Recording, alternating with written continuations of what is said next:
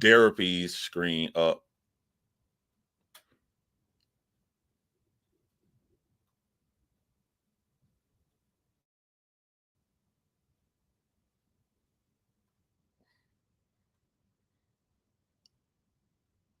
No. Hold on, y'all. I'm sorry about this. Hold on. All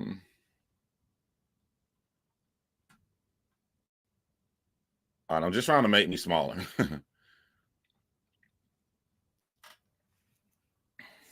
It was clear for half a second. I don't know. It's about the hurricane and stuff about to hit tomorrow. I don't know if that's it. So we about to have a lot of bad weather here in Georgia. The hurricane coming from the south. So it's gonna be a crazy weekend here. So I don't know if that's it. I got everything else closed and they never done this before. You still delayed. Yeah, that hurricane. Yeah, hurricane coming here, y'all. So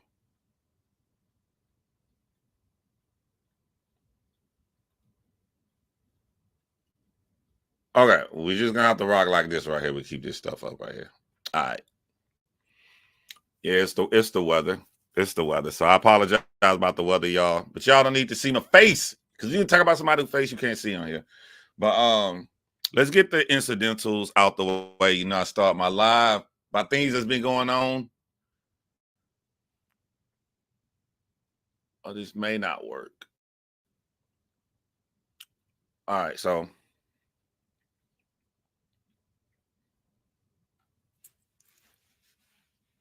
let me I want to see myself on the phone, how y'all see me, so I can tell if I stopped or not.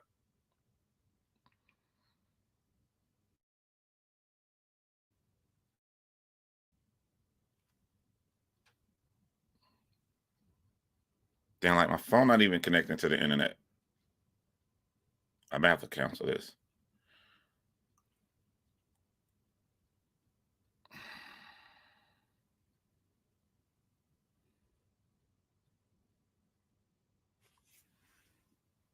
I got all these phones. Hold on, y'all. I'm trying to, I want to see me so I can know not when to stop talking.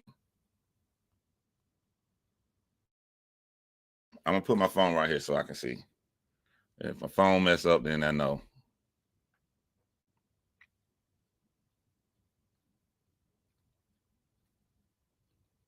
All right. All right. I can tell if I tell if I'm or something, y'all. Y'all can see me. All right. So the incidentals first is I have a $2,000 brick. $2,000 brick. My Samsung phone, if somebody can help me out. I don't know. I forgot my password. I don't know how I forgot my password, but I thought like it's okay. It'll just wipe everything out my phone. But my phone will not wipe because I forgot my password and it's in airplane mode. While it's in airplane mode, it's preventing it from wiping completely to reset. And I don't know my password. I'm so mad. I have a $2,000 brick. Get that out the way first. All right, so I'm trying to go live and do the whole YouTube thing every day. I'm really trying to be a YouTuber. I never rarely try. I just come on here and say how I feel about something and go away. I may go live once a week. I may go live and don't show up for 3 months. But I'm like, all right, I'm gonna make an attempt to be like a regular YouTuber that loads. I got people subscribing now, thanks to all the new subscribers and stuff and everybody here. So all I did yesterday was study to go live about the Young Dolph situation. Creepy pimp voice. Oh yeah. I was gonna go live about the Young Dolph situation, and I just ended up getting sad about it. And because I'm always on Reddit looking up what's happening in Chicago and what's in Jacksonville, I know that the Young Dolph situation seemed I don't know, different to a lot of people, but just seeing so many murders and over again that I didn't see anything new of value I can offer in the Young Dolph situation. Because sadly enough, when something's that personal, when someone big like Young Dolph loses his life, and then Yo Gotti brother loses his life, they're not gonna stop. They're not. Try to be honest with myself. You know, you want to catch these situations before it gets really out of hand, but like there was a video played of a rapper yesterday when he learned that, it was Yo Gotti's older brother, Big Juke, who ordered the hit on Young Dolph. Like they coming back to retaliate again, or leading up to that. So I ended up doing all that research, studying, watching the trial, and just counseling and not going live. But I went back and watched my last video on What's the Dirt, because I like you guys and I care about my comment section, and I try to see if I miss anything or any nuances. And there was one part that I missed, and the reason I call this Derapy session because I want to talk about a YouTuber named Derapy, and I told him I was gonna go live. I told him I was gonna mention his name, mention his video. Shout out to Derapy. Derapy, if I was offering you advice, you should show your face, man. You should show your face. I listen to Derapy. I drive a lot, so I'm just listening to YouTube as I drive in my car. But he's covering the Drake and the Kendrick stuff. Do a pretty good job. He's pretty funny on the things that he delivered, and he sort of gave his take on the situation with What's the Dirt. And in the comment section, when I went over there, I was surprised to see people was mentioning my name, like, yo, you should watch what John Henn said. You should watch what Moni said. And yeah. So my segue into getting into the therapy part is I was FaceTiming a white person yesterday. And as we were on FaceTime, I think it was about 7:08 p.m. Thinking around about 7 o'clock last night or something, right? So she asked me, she says, I wonder did that guy die? And I'm like, what guy? She said a guy was supposed to be executed today. And I asked her the details, and she was like, well, they found DNA evidence that he did not commit the crime. The prosecutor is on his side. The prosecution now doesn't feel that he did it. And when she said this to me, I never heard of Marcellus. I think that's a guy's name. I never heard of Marcellus. I never heard of the case, never anything. So this next part is very important. I said to her, what race is the guy? She said, black. I said, what state is this? She said, Mississippi. I said, who's the governor? She said, I don't know. She's like, why are you asking these questions? And so she Googled the governor. I said, is he a Republican? She said, yes. I said, he's dead. And she was like, don't say that. I'm like, yeah, he's dead. Yeah, Missouri. I'm sorry. Missouri, not Mississippi, Missouri. She went to Google, and, she Googled like the past hour that they didn't grant him clemency. She was like, well, that was an hour ago, maybe. And I said, I'm just sitting there looking at her like, he's dead. I'm telling you, he's dead. And we did the Google, and we hit past hour. We changed the search to past hour. He dead. He was dead. When this white woman realized that he was dead, she was crying really, really hard. And she was so confused at looking at my face on the FaceTime. She was very confused. She was like she didn't understand like why I was just sitting there chilling like nothing happened. Hold on, I'll make sure. Can you hear me? She didn't get it. I told her, you're looking at the wrong thing. You're looking at evidence, and that doesn't matter in these situations. His life isn't determined by whether he was innocent or guilty. His life was determined by the governor's political party and how bad he wants to be reelected.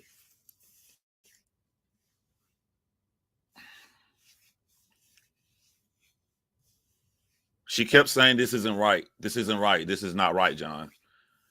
And she didn't understand why I wasn't broken, because it was normal to me. Like this was not normal to her. Her brain went directly into what's right, what's wrong, instead of the reality that we live in. And this is something that a lot of people do when they don't truly understand. This is a white woman who cares deeply about black people. She cried her eyes out. And in her caring deeply about black people, she didn't understand. Like I've said on my lives before, like I drive about 150, sometimes 200 miles a day. I spend $900, sometimes $1,000 on gas a month. I would love to have my gun on me. I have no criminal record. I have done nothing wrong in my life. My gun is registered. I live in a state where you can have a gun. And white people sometimes just don't understand how different it is to have a black experience. I live around a bunch of white people who just go and throw their gun in their car and they just nilly-willy. But like me driving so much, I get pulled over. I got pulled over for my tint on my window. And I hate when they do that because like it's legal. Like how many, just keep it on the record. Police officer pulled me over last week. He did the test. My tint is good. And while I'm pulled over, I'm sitting there on the side of the interstate. And the cop got his flashing lights behind me. I pull out my phone and play a YouTube video and stick it on the dashboard, sit there and chill. And I'm trying to put on the perception that I'm not scared. I'm not worried. I shouldn't be worried, right? If we go off paper, I should not be worried. I didn't do anything wrong. And if I did, I'll get a ticket, whatever, from a tent. I should not be worried. But the reality of that situation is when I drove off away from that police officer, when I got back on the interstate, I looked in my rearview mirror and I noticed for the first time that there were 4 police cars. I'm glad I didn't notice that when I was pulled over. I'd have been more nervous. I'd have been fucking freaking out. Why the fuck was 4 police cars? I'm one guy. I have no criminal record. I have done nothing crazy. Why was there 4 police cars?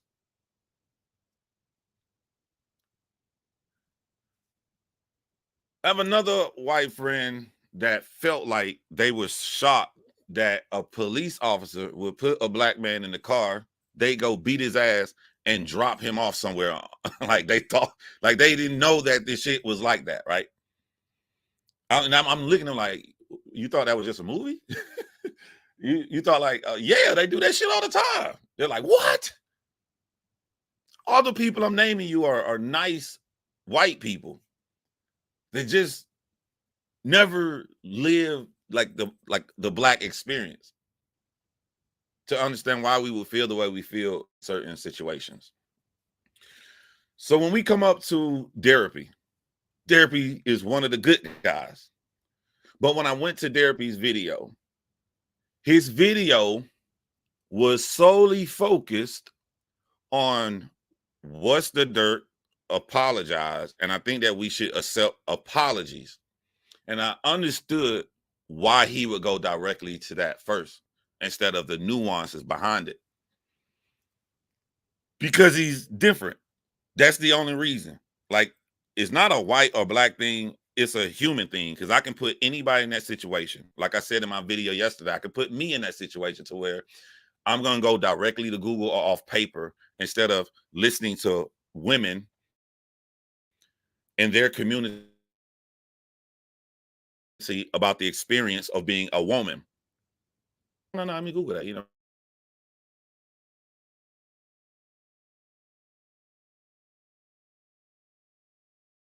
Things we do.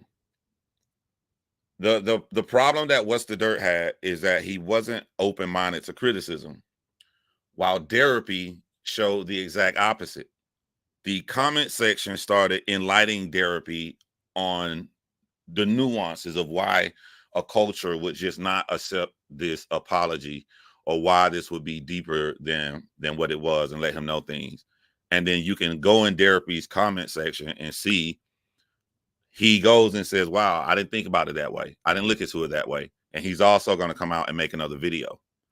Like, we need more people to be like this. We need more people to want to listen and understand a different culture. Because when I watched my video back yesterday on what I did on What's the Dirt, and I'm listening to him, I got upset at myself because I missed one important thing that he said. And it was the part when What's the Dirt said when he was confused. And I think what made it sad is that I believe that What's the Dirt was sincere at this portion. I believe he was very sincere when he said, you know, I did the research. And then he said, I listened to the music. You know, I watched the films. And when I heard that on replay, I felt so offended that he said, I watched the films. It made me feel like we're some zoo exhibit animals, and you know, like I studied them from the outside of the cage of the bars. Like like he was being sincere, but he relegated our life experiences to music and films. I was so upset at myself because I'm like, I done did this whole video. I'm like, how the fuck did I miss that? How the fuck did I miss that? That was a great teachable moment. Like, for a white person to be extremely sincere and didn't see anything wrong with saying, I listened to the music and I watched the films. We're not a fucking movie, bro. You know? And this is what I'm saying about nuances.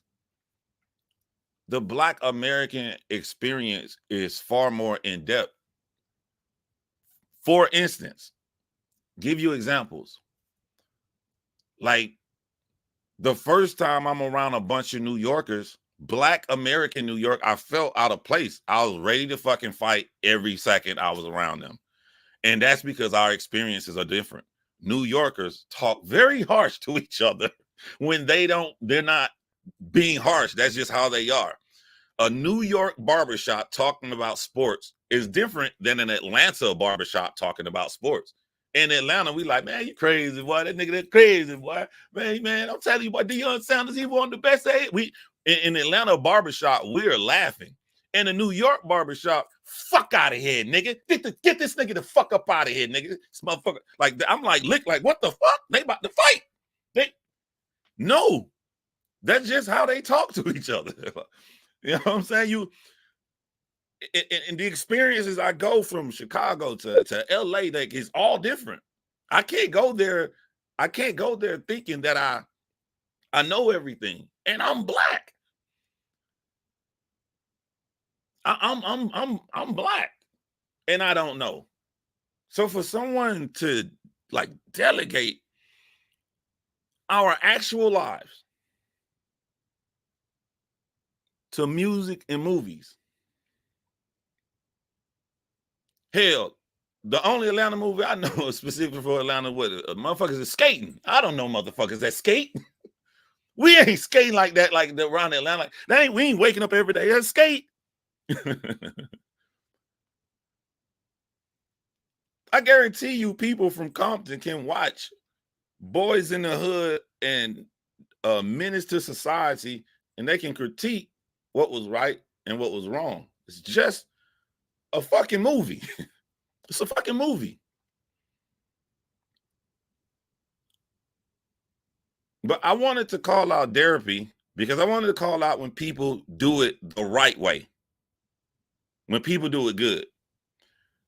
I think the initial mistake of Derapy, just looking solely from that point of view of yes, apologize, accept it, is something I've said on my channel before.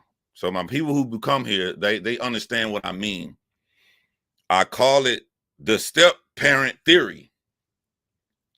And I fell victim to the step parent theory. My daughter, 18 years old when she was a baby. So I fell victim to it 18 years ago.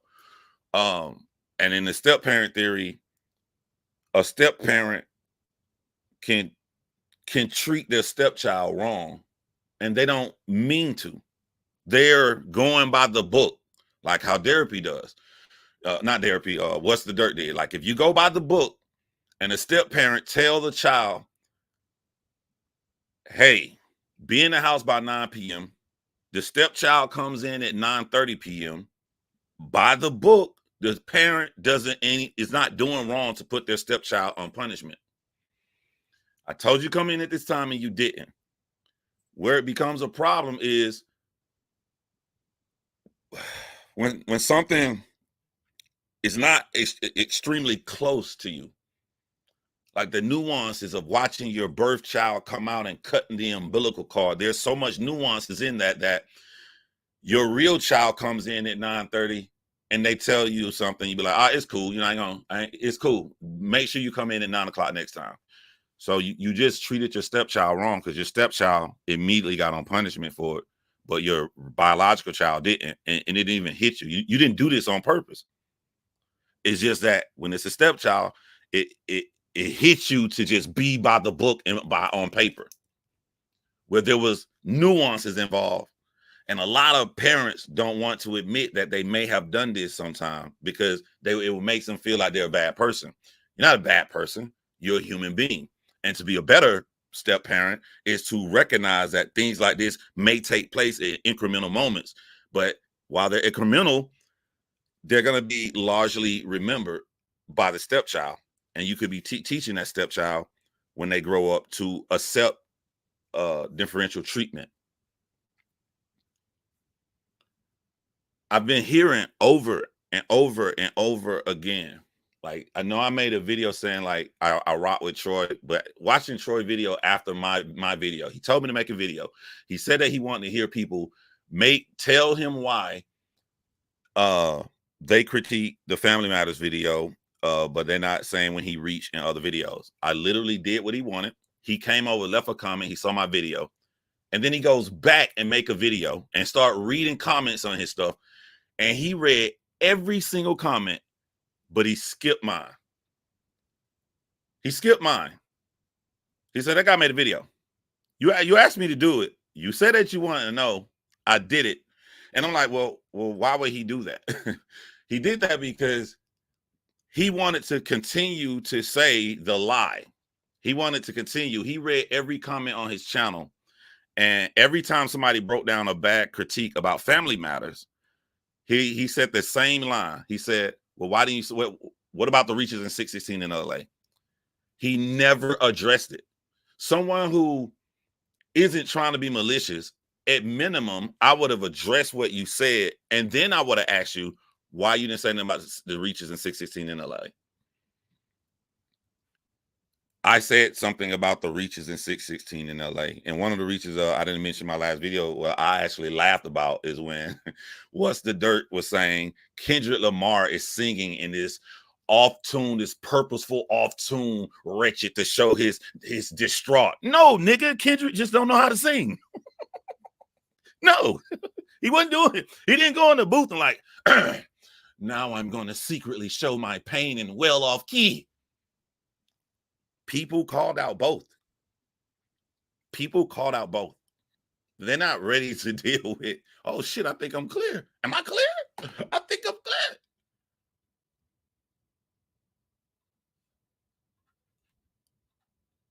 I'm clear. So let me tell you why, like, because people, they're going to take you out of context. I unsubscribed from Troy because I didn't trust that I could no longer get any value from watching the channel. You have a phone, your Instagram, your YouTube feed come up, and you click on the videos you like. To see a man claim he wants details are provided. He literally skips it and go back to the same theory. I now can't trust you. Going back to What's the Dirt. Everybody in my comment section was accusing What's the Dirt of being disingenuous because he had Happy Dad. And y'all know me, I need evidence. I did not think that the Happy Dad boxes in his background meant that he was being malicious. Because if he is sponsored by them and he put them in his background, that means every time he sit down, they're going to be in his background. Until I noticed one thing. But I just want to be clear. I don't follow what everybody say. I go by my own decision based upon what I see. So when I saw the Happy Dad boxes, I didn't think nothing of it. I'm like, yo, if he about to apologize, he's just going to sit down and hit record, right? He not going to think to move the shit. So the Happy Dad box is going to be in his background. It wasn't until I noticed he had on a Happy Dad shirt.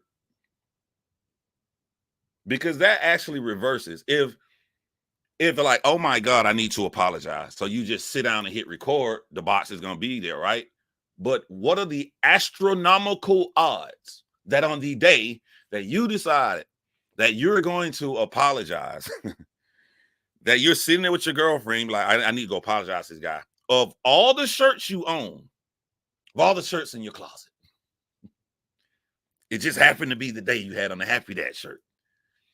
And if it didn't just happen like that, then you sat there and like, what should I wear when I apologize? My sponsors, let me throw on the Happy Dad. I don't know. I like that, you know. But I'm saying like the initial thing is everybody in my audience was coming to me saying he was doing that. I didn't agree with them, so I didn't leave a comment on it. I didn't click like on the post or whatever. I'm just like, that could just be some wild theory, but it makes it seem crazy. Somebody said it was laundry day. Makes it seem crazy. Yeah, said the video isn't Derapy here, y'all. Shout out to Derapy, man. And Derapy said he's gonna make another video. Derapy actually fucking funny. He's fucking funny. Some of his comebacks that he says when he breaks the videos down. But like, I feel like not just white people. I feel like we all do this, and we all should be aware that when things are more removed from us, it can be tiny, incremental, or it can be major. The farther something is, the less we show nuance, and the less we go to, no pun intended, black or white.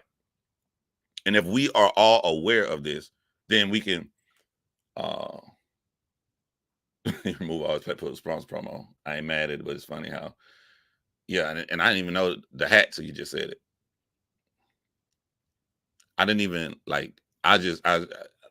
I went back because y'all kept saying the Happy Dad shit. I'm like, let me look at it again, and I just saw the shirt, and I'm like, what are the odds, bro? Like, what are the odds?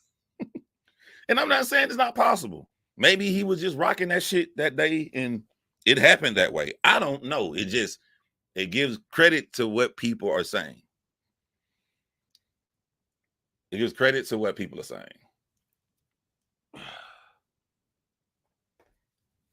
But it was good to see a YouTuber get feedback in his comment section and go like, damn, you know what? I didn't think about that. Thank you. I got a lot of new information. Let me say a more in-depth video after receiving new information. That has nothing to do with black or white, because we just saw Troy is black. He didn't do it. He had a theory. He wants to stay with his theory no matter what you say. So how can you talk to somebody like that? They offer no other nuances, no rebuttal, nothing in depth. And I told y'all, when somebody doesn't want to go in depth and they want to say generic, I don't be trusting stuff like that. You know, I was 2 shirts.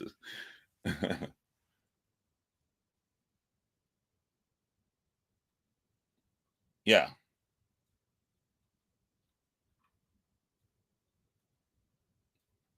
Yeah, and I'm serious, bro. Like, that New York story was real.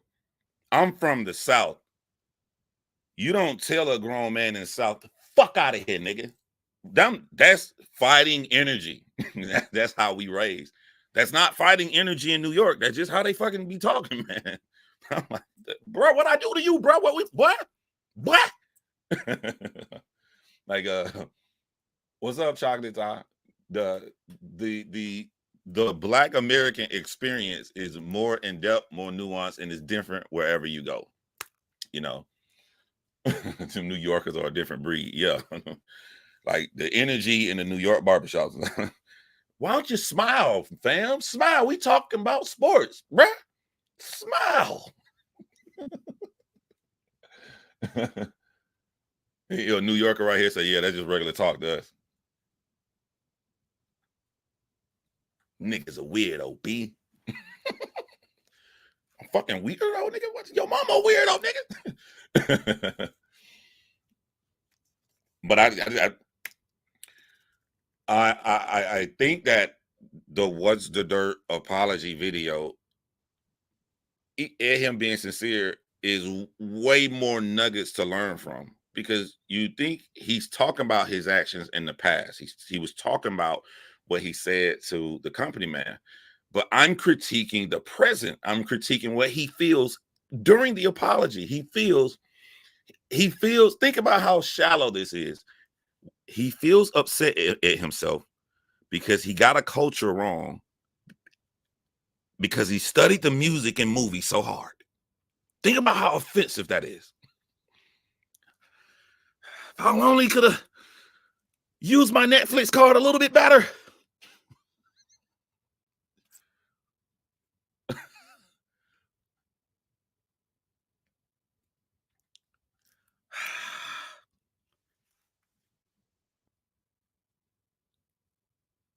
That's probably something people wouldn't notice to be offensive if they're not inside of that culture off rip. You know, and like I said, like I gave him way more grace than other people gave him up front because I'm a true crime evidence guy, and so I got to see something else. So like I was gonna try to help the brother out to learn some more nuances and stuff, but like then I started seeing things that like this is looking malicious, so I'm remove myself, and then you come back and you get people like DJ Academics who just want to go back to being generic and say these Kendrick Lamar fans are something else. Like these Kendrick fans are just doing this because he did it about Family Matters. If you feel that strongly, if you feel that way, then why won't you be brave enough to critique the actual points that's being said?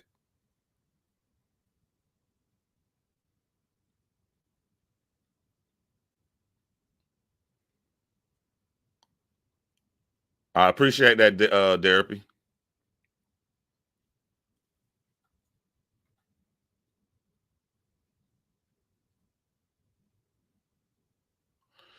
All right, so I want to get into the title of the video, man.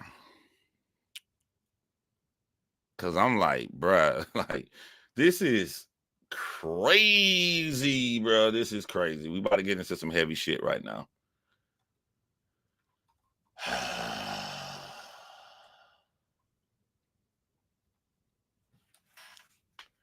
Let me find the clip, the actual clip of these guys threatening not only Kendrick Lamar, but Metro.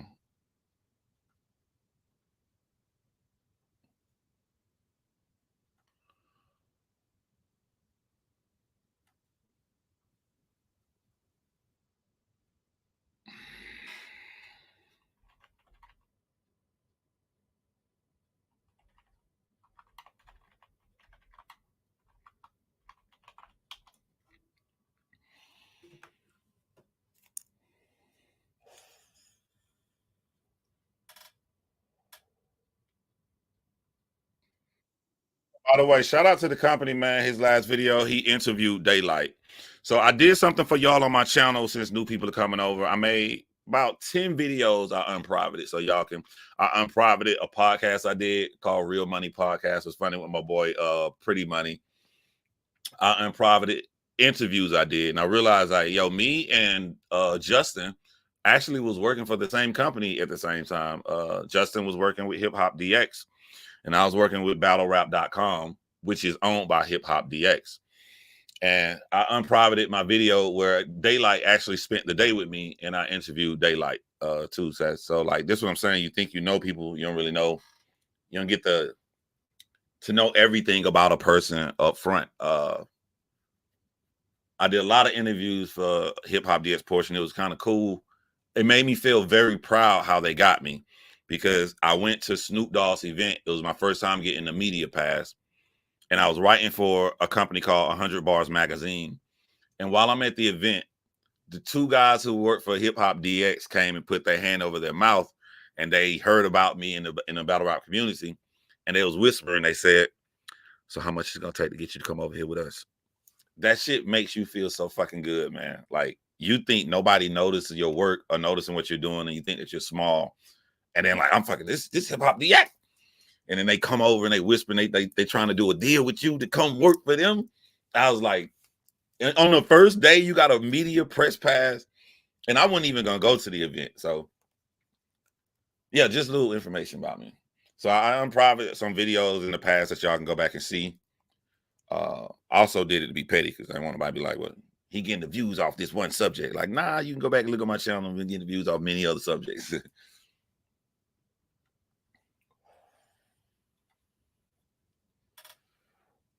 Speaking of that, shout out to Shig, my boy Shig Smooth. Because I'm gonna play his portion about the Drake Goons, and I watched this dude blow up. I watched this dude channel blow up, so I'm very proud of Shigs. Even though I don't be in agreeing with him, you be saying some crazy stuff, Shig. But but shout out to him, man. You ain't got to agree with everybody. I think that's a problem what people have with YouTubers. You cannot watch somebody's YouTube channel every day and think that you're gonna come here and agree with them. I'm not gonna agree with Moni every video she makes. She's not gonna agree with every take I make. Like, we should make this normal. It's okay. It's okay. Can't believe I bricked my damn phone, man. The Drake and Kendrick beef is still on. Well, at least according to Drake's goon. Now, Toronto rapper Top 5, he was actually let go yesterday from jail. He was in there for a body. The case got dismissed the first day in court, and now Top 5 is out to terrorize rappers again. Now, after getting out, Top 5 immediately thanked Drake for paying for his lawyer. He said, shout out to Big Bro Drake for the lawyer fees and Gary Grill for being the best lawyer in Toronto. All right, I don't want to hear all this.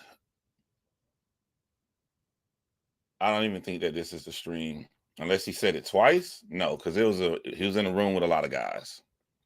This is right, of course. Yo, okay. All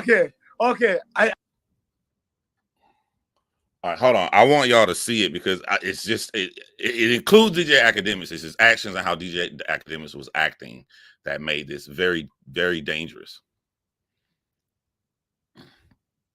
Also, too, while I'm looking at this, I don't like that people are like, I'm looking at Adam 22, No Jumper, saying that What's the Dirt got roasted for his critique on Family Matters. Joe Budden, all these big people are saying it's about Family Matters. No, Family Matters is pointing out some things they got wrong. It was his reaction to the critiques and how he came back at the company, man. Like, I don't know if they're willfully ignorant or they're just trying to spread a false narrative.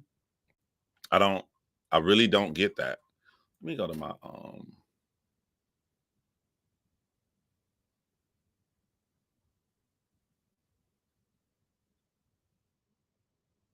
Moni, where you got the clip from? Because I don't want to play your channel. But I do need to go back and put your links in my comment section on my last video, though, to your two videos.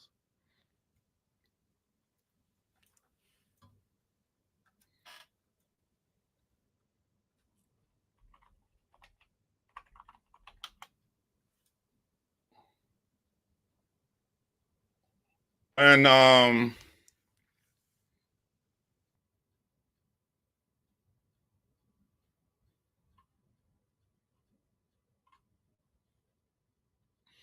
why haven't I talked about Diddy? Why is there's no Diddy video? Again, I try to have something to offer. The only thing I have to offer on Diddy as of right now before the trial, while I'm looking for this, this is what I want to say to a lot of young people. You're being lied to if celebrities telling you that they didn't go to Diddy parties. I'm telling you, as a man who lived during that time, everybody, literally everybody, as a matter of fact, you were an outcast and got clowned if you did not go to the Diddy party. And when I say everybody, I'm not talking about just hip hop. I'm talking about Gwyneth Paltrow's, Leonardo DiCaprio's. Everybody, like Diddy, it would be this year the all-white party. All of Hollywood was there. Then Diddy would do an all-black party. And I'm sitting up here and I'm confused. Like, the TMZ and the news reports, they would call you out and shame you if Diddy didn't let you in his party. You were an outcast. Everybody was there. So I'm like, where the fuck did all these clips go? How did these clips just leave the internet? Because if I was in my 20s and young and wasn't around at the time, in my head, from how I was looking on the internet, is looking like Diddy had these little rare little freak offs and only weirdos went to it. No. I'm telling y'all, I don't know how this shit disappeared from the internet. Anybody in their 40s can vouch for me right now, older. Everybody. Diddy parties was covered on fucking television. When Diddy had a party, it made the news. They showed the lines outside of Hollywood's elite celebrities. Everybody was there. So I don't know how this shit got wiped off the internet. That's what's scary to me. That's the only thing I have to offer now until like the facts in the trial come out. But I'm just like, yo, they gonna make these young kids believe some shit that ain't true. Everybody was there, bro. Point out a celebrity. Just point out one that's in 40s or older. What's your boy name? Played in Roadhouse. Gyllenhaal. There. There. Point them out. Doogie Howser. There. They all was there. I don't understand how this shit. And everybody quiet now. They looking like, yo, Usher deleted his tweets. I don't know why Usher deleted his tweets. I as a true crime brain can't just say Usher's bad or got a bad motive. But I know if I'm a celebrity, like if I blow up right now, I don't even use Twitter that much, but I would just be on the safe side. I delete all my shit anyways. I got total control. Y'all can't take no shit. I was lit one night. All celebrities should delete their tweets, you know. But y'all looking at it wrong if you're gonna focus on somebody like Usher. If Usher would have been a victim. Usher's mom took her 12, 13-year-old son that she raised him by herself and gave her little boy to Diddy. To Diddy. He's living in New York with Diddy. Usher would be the fucking victim. Bow Wow on record saying, you know, I was 15 years old, Diddy was offering grown women to me. You don't think he was doing the same shit to Usher? Like, so I'm like, y'all looking at the wrong thing, bro. It's everybody. It's fucking you need to be looking at. You know what I'm saying? Like, everybody all nice to Leonardo DiCaprio. Hollywood elite, we're gonna be nice to him. He purposely dates women around 18 to 20 years old. Fucking 50. And frequently was at Diddy parties. Why y'all looking at Usher deleting tweets? Why you ain't looking at Leonardo DiCaprio?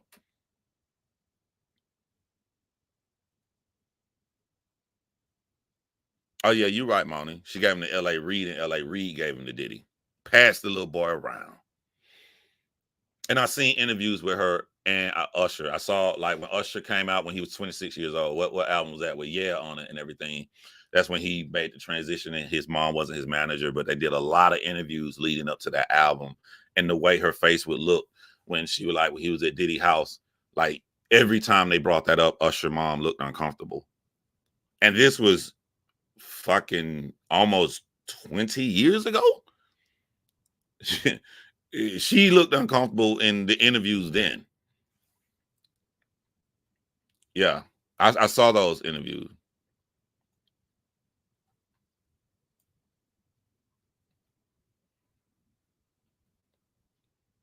Just so we clear for younger people who weren't around at the time, Diddy did not have hip hop parties. Diddy felt he was bigger than hip hop. He had Hollywood elite parties, and hip hop people were there too.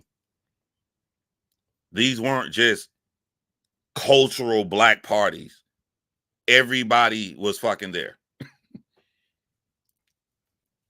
So other than that, I'm just waiting for the trial and to come out, and then I will do more details. As far as Diddy wanting to commit suicide and all that stuff, I just don't know what to say about it. Like, I'm not dumb. I know that I can make salacious titles and put stuff up and get views or whatever, but I just don't come out with anything unless I got something to say on that. Like, I mean, what do you say what do I supposed to say to a report that Diddy want to commit suicide. Could be true because he said that in the past he went through a hard time. He was thinking about it. So this would be the actual worst time of his life. Lawsuits are still more piling up on top of that, on top of that, on top of that. All right. Yeah, it could be true. I don't know what else to say. Like, I guess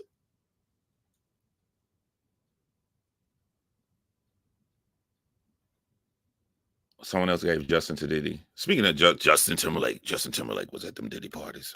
Everybody was there. They all was there. Y'all know how nerdy Hollywood people want to be in the in crowd. The in crowd was a Diddy party.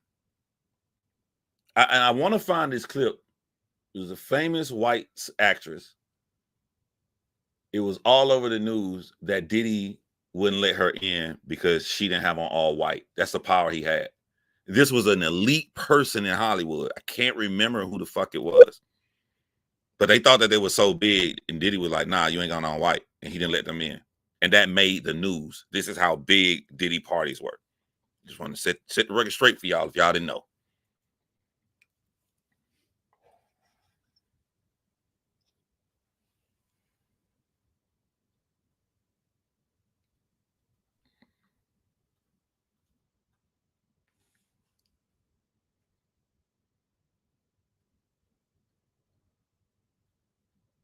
Yo, Moni, why can't I find this video? Where did you get that clip from? Like, I'm on DJ Academic's page right now with the happy dad in the background.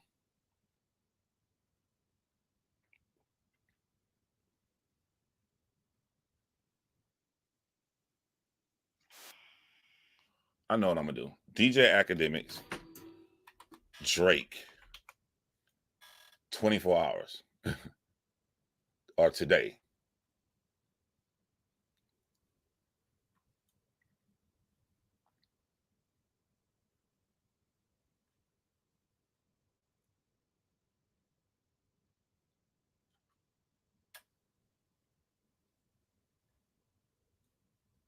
Okay, I think I found it. Jeez. Talking about you got to have stuff ready before you go live. Always worried about top 5. He called me from jail looking comfortable. He looking healthy. He said, yo, you know what's funny? 5, you can. Yo, I want to say this right here, though. Like,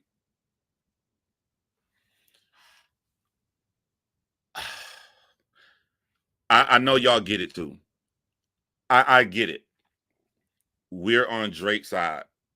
Aiden Ross says that Drake wanted to beef. He's going to say everything positive about Drake. He's going to say everything bad about Kendrick. And DJ Academics is on there, too. I get it. I understand it. And it is making money and is giving you valuable connections. It's all plus for you. And younger people tend to be more harsh on the outcome of a situation and how dangerous it can be. But it's a completely different thing when you're going to say that you're a civilian, you're not about that life, and you're going to sit up here and perpetuate real beef and drama where someone can go and try to hurt and kill another person. I first saw it from Moni's page this morning, and then other people posted it. Like Derek, what I'm about to show, and maybe because I'm older, y'all don't care, this is extremely fucking dangerous what these two guys, DJ Academics and Aiden, are doing. You was going to be home. I think you told me like October. You beat the date. You told me you got home by September. You know what's so crazy? Let me tell you something. Let me tell you something. I was having some phone sex with a girl the night before. You know what I mean? It was crazy on the phone. Then I woke up. And yeah, like the whole Jay-Z thing, I've been very quiet on. And it's just crazy to me because Drake wanted to be Jay-Z. So I don't understand how the people who like Drake are trying to make Jay-Z be this horrible human being or discredit him, or even videos saying that he wasn't that great. Jay-Z was a god to all the rappers back then. Even when the Hot Boys and all of them blew up, Juvenile and Baby, they was insanely happy when Jay-Z jumped on the track. Drake jumping on people's song when they're hot, he got it from Jay-Z. That's what Jay-Z, oh, they hot, this is what everybody on? I'm gonna throw myself on a remix. I ain't gonna even ask you, I'm gonna throw it and you're gonna put it out there because you're gonna be happy because I'm Jay-Z. Drake learned from Jay-Z. I don't know why y'all dislike Jay-Z. The difference between Drake and Jay-Z is that Jay-Z is from Marcy Projects. The storytelling and the things that he's saying are far more authentic, but their business strategy, you can see that Drake was trying to be Jay-Z all the way to the Kendrick Lamar beef. Drake, Jay-Z songs about Nas, he included more people. He dissed more people. He shouldn't have done that. Drake did the exact same thing. He dissed more people. He shouldn't have done that. He should have just stuck with Kendrick, like Jay-Z should have just stuck with Nas. Like, so I don't understand why the younger generation just act like they fucking hate Jay-Z. What's up, Medusa?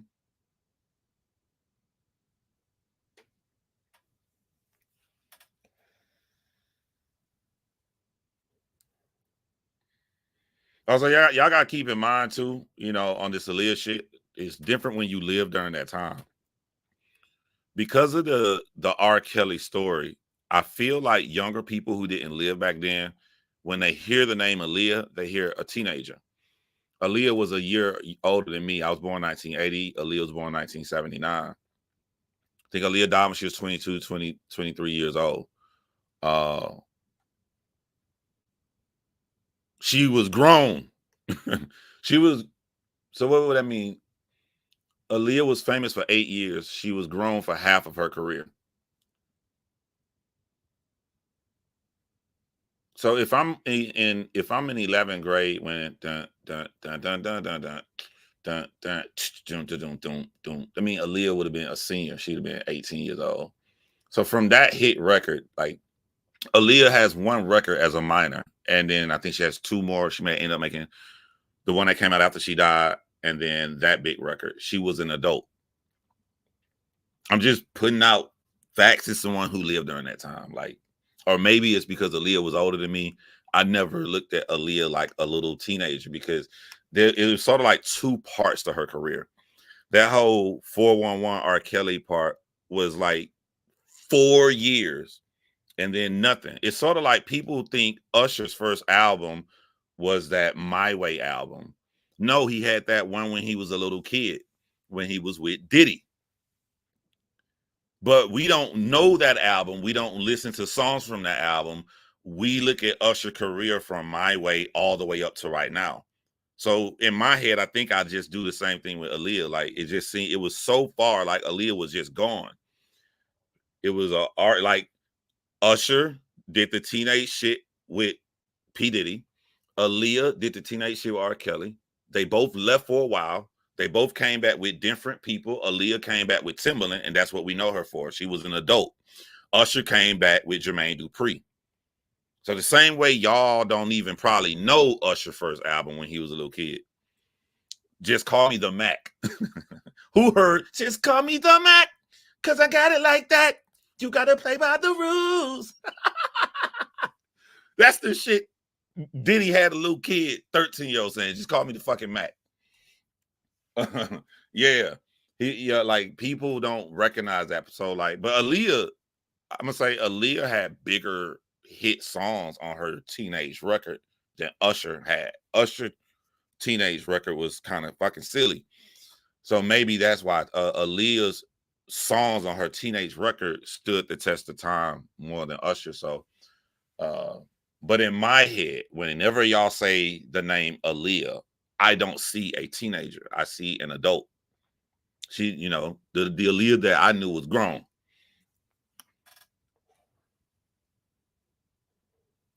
So all these guys trying to fuck Aaliyah, trying to date Aaliyah, they was doing that when she was grown. They wasn't the only person who was trying to smash Aaliyah as a kid was R. Kelly. All these other guys y'all naming, she was grown. Now you can make an argument, like if we talking about Jay-Z came out, he'd been 26 years old. So Jay-Z been like what 28, 29 years old, trying to fuck an 18-year-old, trying to fuck a 19-year-old. And I got a problem with that. Then you're gonna have a problem with Leonardo DiCaprio, who's doing it all in our face, and we just keep praising him. Why one person get a praise if you don't like something? If you don't like something, you don't like it all the way around. Leo, like, fuck y'all. Y'all can talk this shit about everybody else. I'm gonna do it in your face, and you're gonna give me an Academy Award. I'm gonna do it in your face. Yeah, Aaliyah was grown by the 1 in a million day. Yeah. People during that time don't look at Aaliyah as a teenager. I think y'all young people do, because y'all going by the stories. You're not playing Aaliyah records. So you're not hearing Aaliyah's name because of her music. You're hearing Aaliyah's name because of salacious stories, like she's 15 years old and she married to R. Kelly. So that's sticking in your head. But Aaliyah was grown. She was a woman. The famous Aaliyah that we know.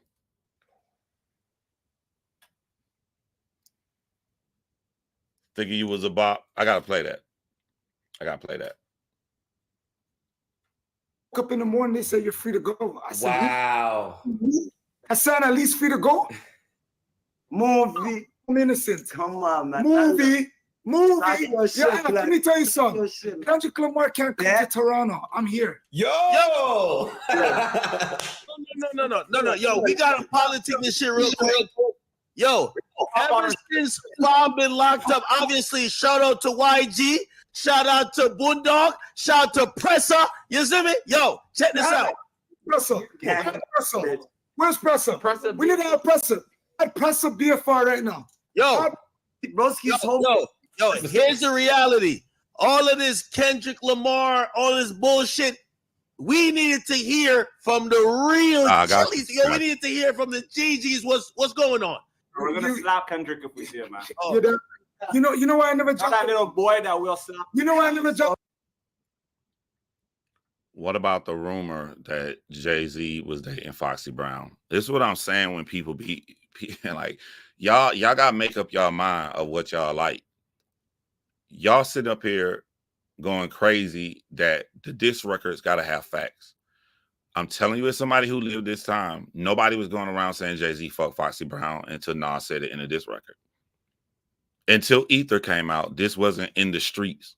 So the only thing you have is Ether.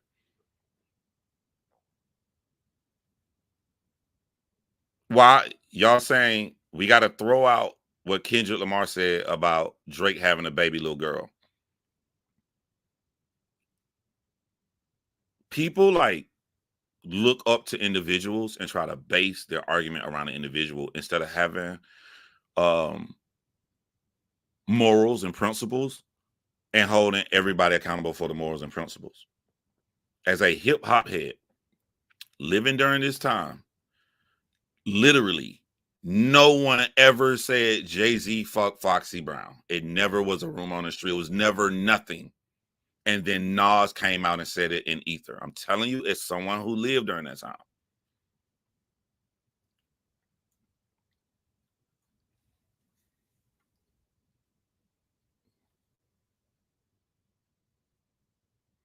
I don't know, but that's the album that Aaliyah was a teenager, which is, yo, R. Kelly is a sick puppy. Motherfucker, 27 years old, married a 15-year-old girl, and made her name the album Age Ain't Nothing But a Number. You a sick puppy, Kels. Bullshit. We needed to hear from the real Chili's. Yo, we needed to hear from the GGs what's going on. We're gonna slap Kendrick if we see it, man. Oh.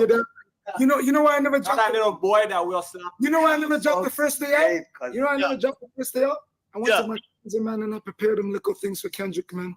I prepared the little things, everything for my boy Kendrick. I want to greet him. I want to greet him so bad, man. Kendrick come to the 6th. Kendrick say about to book a show. He say about to shut the.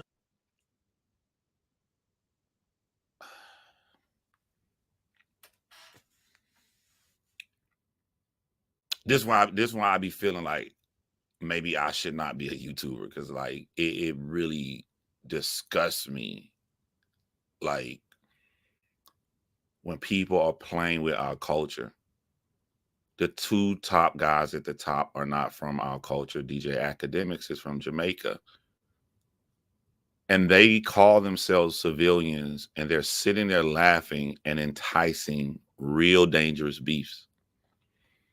Them dudes at the bottom of that screen really get down like that. And they're giving them a platform to threaten one of the greatest guys in the history of hip hop. Kendrick Lamar is one of the greatest guys. And they're laughing about it. Just look at how the videos pause. How can you sit and say, and like DJ Academics, if you ever see this, bro, like you said that you learned your lesson from the war in Chirac and how you was enticing beefs. But how did you learn your lesson if you just did this last night? Are we going to get into that? Are we going to get into the ramifications of this? We're going to get into that. This isn't funny. This isn't YouTube views. Again, for people who wasn't around, who didn't live at the height of hip hop during the 90s like I did. Vibe magazine has a great hand in the death of Tupac and Biggie. They played a great part in this by sitting there doing stories to perpetuate an East Coast versus West Coast rivalry that Tupac had no problem sinking his teeth into. What Vibe magazine did is what DJ Academics and Aiden Ross is doing right now. Right now. The place down still. You sure? Probably gonna be with all the police. No, even he's with the police. He's done. He's done. He ain't coming. He ain't fucking coming. Metro Boomin too.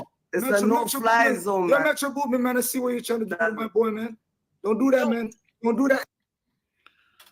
Toronto Goons, one city, big city, Toronto Goons, in one sentence, just implicated Los Angeles and Atlanta.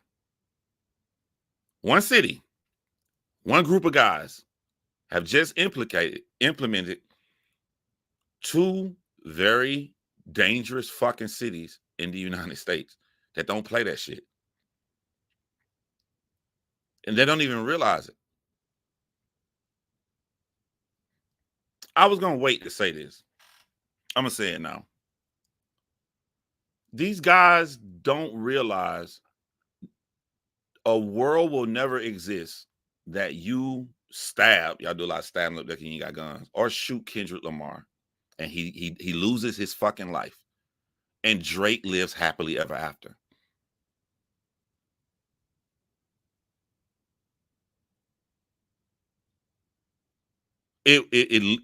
This is literally, and what's sad is Tupac and Biggie them happened during the beef. Kendrick Lamar and Drake both had a successful beef. The beef is over with. And now you're about to start an essential, like the East Coast versus West Coast war. You're about to start the Toronto versus the United States war. This is not going to be good for Drake in no way, shape, or fashion. There's just not enough fucking goons in Toronto that this will be good for Drake. You literally think, look at how the culture came together and destroyed What's the Dirt for simply talking about somebody we respected like Justin, the company man. What you really think you can hurt Kendrick Lamar? Think about what you guys are saying. You guys are saying that the Kendrick fans are crazy. They're out of here. It's nothing like Kendrick fans. They're fucking wow. Okay, if you believe that, how do you really think you can live in a world where Kendrick Lamar can lose his life to you and Drake will die of natural causes of old age?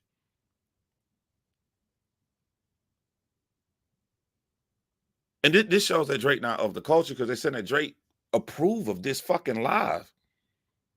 This is when you're playing in the world that you know nothing about, because you didn't grow up this way.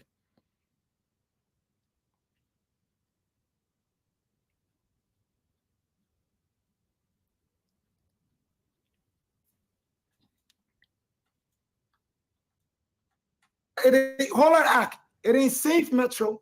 It ain't fucking safe. The boys. My folks is I don't think Future really gonna shoot for him. I trust Drake. Toronto Goons think that they can handle Compton. And this is the sad part. Toronto Goons think that they can handle Compton. Toronto Goons don't think that Atlanta Goons gonna come up here for Metro Boomin. Toronto Goons don't think that it's not just gonna be Compton in Atlanta. It's gonna be every fucking city. The chain around their necks, the way they dress, is all influenced from the Black American culture. They would not look like that. They would not dress like that. They would not be rapping. They get all of that from our Black American culture. And they think that they're going to just find one of the most respected guys, put their hands on him, and the entire Black American culture is not going to come at them. This is so fucking ignorant. It's not Compton you gotta worry. You're gonna have to worry about the entire fucking country to one city. To one city. Here's something else that these guys aren't paying attention to. My nigga, we don't need Toronto. We don't need Canada. Y'all act like y'all in a place that we just gotta come to. We don't know. We live our entire lives and probably never go to fucking Canada. Probably go close by the Niagara Falls or some shit. We don't like. It's a 99.999% chance I'm gonna die and live the rest of my life and never go to Canada. But you can't make it in hip hop without coming to the United States of fucking America. Kendrick don't need Toronto. Drake needs America.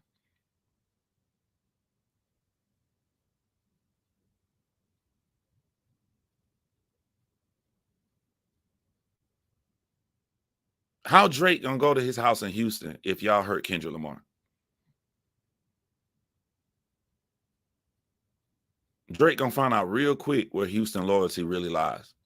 How he gonna go home to his house in Houston? How Drake gonna go to his house in Miami? How Drake gonna go to LA if y'all touch Kendrick Lamar?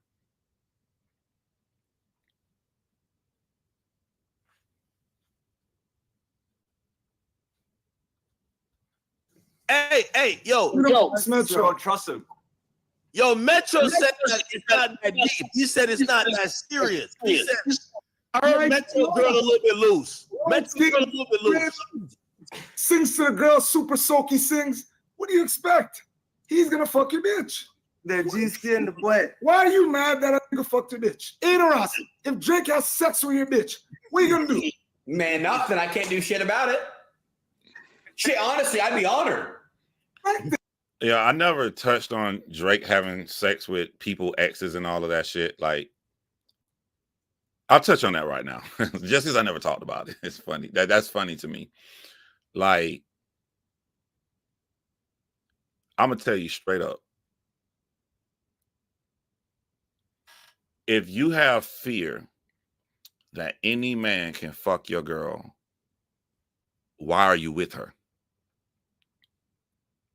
Do you know how many women exist on this fucking planet that would not give a fuck about this nigga being famous or his money or his mansions? I'm talking about real fucking women.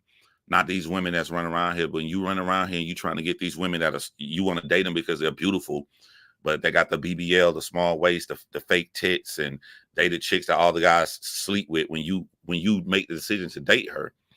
It isn't Drake's power that fuck her. It's the woman that you chose. I date somebody and Drake jumps in her inbox, I'm not fucking worried, and he can't fuck her.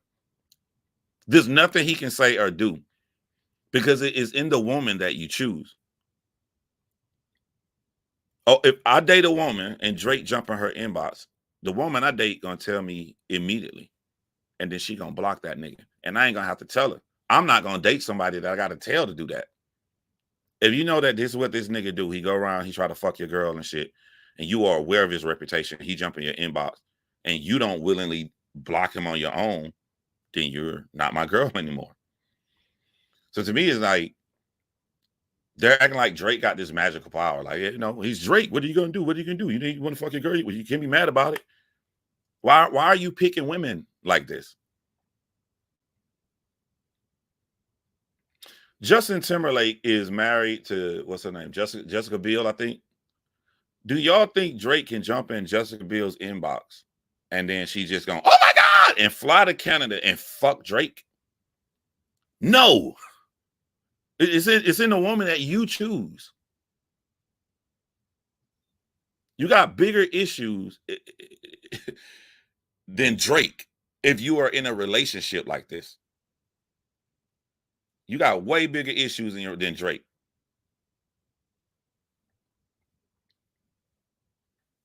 That don't make me a cuck though. Real shit. Act. I'm not sure remember act. If Drake fucked Selena, would you give a fuck? Be honest. Everybody get a fuck. What's my bitch sex red dealing with? I'm home. Yo, I need to give you our present. Which girl you wanted in the industry? Take it, pick. Ice Spice? I want to put on a black house and slap her ass. Only to do that, yo, she got a boyfriend named Riot that he produced the beats. Looks like her brother, the guy with the curly hair. That's all the awards with her. Yeah. Then come me some demons. And I'll be honest, I don't understand the fucking your ex thing. I don't know. Maybe I'm old and out of touch. Like, if I got into an argument with a dude and I fucked his ex, like that wouldn't be something that I would brag about. Maybe if you are very heartbroken and you're trying everything to get her back, that will hurt. But 99.9% of the time, I'm breaking up with somebody. I'm the one who's doing the breaking up. I don't give a fuck what they do. I be wanting people to fuck my exes really good. If you gonna fuck my ex, do not give my ex no lame ass dick. You need to fuck the shit out of her so she can leave me the fuck alone. Please make her mesmerize over your dick so you can be the dude she harassing and doing all this shit to, and I can have my peace. I don't understand the whole fucking ex thing. You know what I'm saying? I got into it with a dude, ex-boyfriend of somebody who I was kicking it with. And he did the typical shit. You know what I'm saying? I used to do all this right here. You know what I told him? Bruh, what's your cash out, bro? Because the way you got this pussy set up good, you know how good this is, boy. Woo! Boy, I can't wait till you get off work, but we gonna have fun tonight, bro. I owe you. Thank you for all the tricks you taught her. But we need to get one thing straight. You ain't never in your life fucked my girl. When you fucked her, that was your girl. You're supposed to fuck the girl that you with. You want to hurt my feelings? Fuck her now. I'm in a perfect position. If you try to fuck her and you can't, I'm gonna laugh at you. And if you do fuck her, you help me out and I'm gonna leave. But what's that cash out, bro? Because goddamn, that pussy good. Matter of fact, while you gonna be mad, I'm gonna hang up this phone right now. I'm gonna go give me some of that ass. That ass. Have fun going back and looking at the pictures and shit when y'all used to fuck. I'm about to get that ass now. You can't hurt my feelings. You know what I'm saying? Like, them Drake tricks just wouldn't work on me, you know? To fuck your girl, she gotta be your girl. If you had sex with her prior, I didn't know her, I didn't want her. You did what you were supposed to do, and now I'm doing what I'm supposed to do.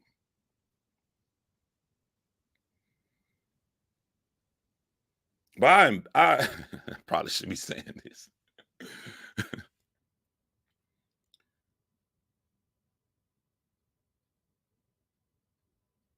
What can I say? So I flew from California to see my kids when I lived out there, right? And I stayed for 2 weeks at my ex house. She was gonna go do whatever she want to do. Boom, I ain't got to pay for no hotel for 2 weeks. Bam, I'm chilling and shit.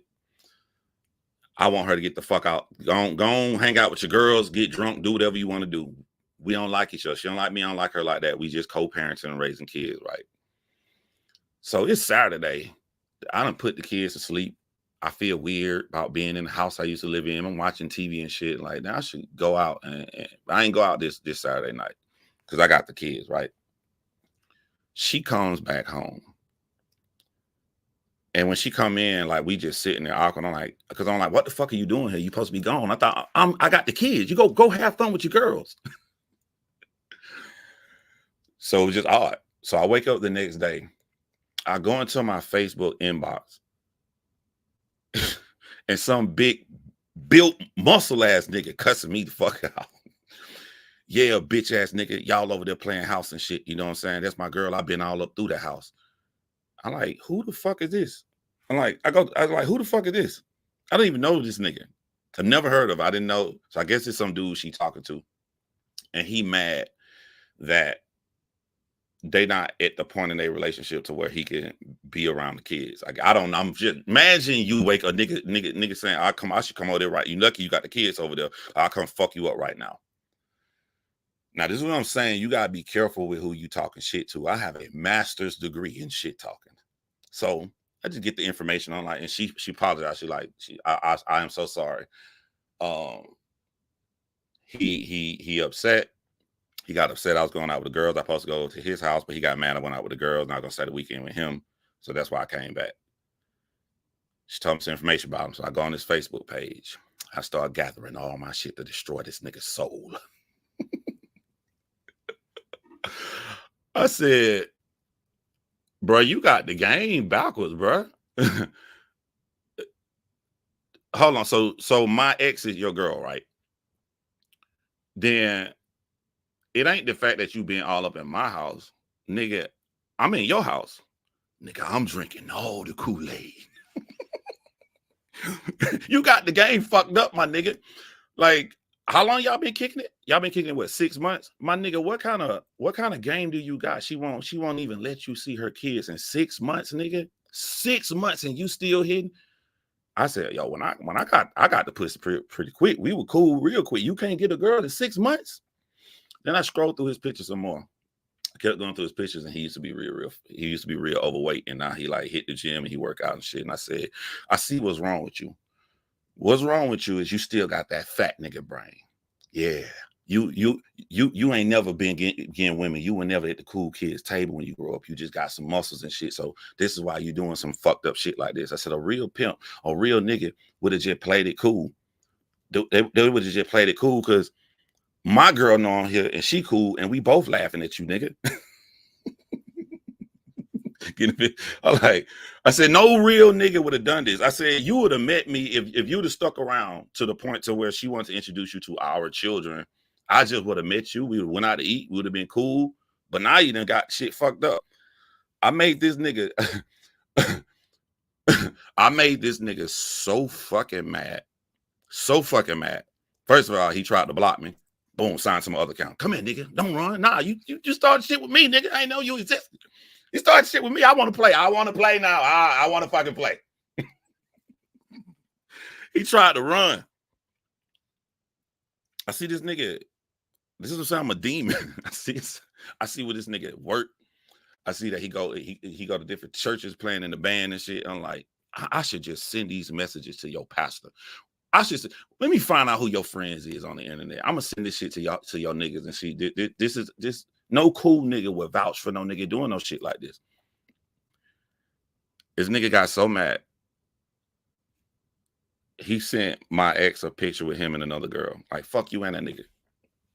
He didn't let another nigga talk him out of his pussy. He didn't let another nigga talk him out of his pussy. I continued with my trip, played with my kids, and he did all this shit for no reason because I didn't even like my ex and shit. We not even like that. Yeah. See, I lost weight. I lost 60 pounds, but when I was fat, I still got a bunch of women. I've always been at the cool kid table. I didn't have to lose no fucking weight. You know what I'm saying? Women wanted me from, I know how to talk. You know what I'm saying? It's a different when a nigga ain't been cool and then now he getting women, because no real nigga would have done no shit like that. You don't come at the man. If you mad at her that I'm there, you come at her. Nigga, don't put me in that shit. I shouldn't know your existence until she ready to tell me.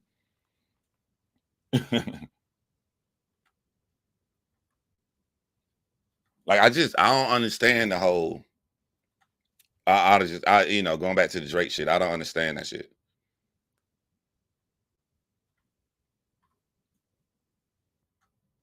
And then I'm like how What's the Dirt crashed out. This nigga is on record saying he want to come and harm me. So I shoot this nigga. I'm good to go.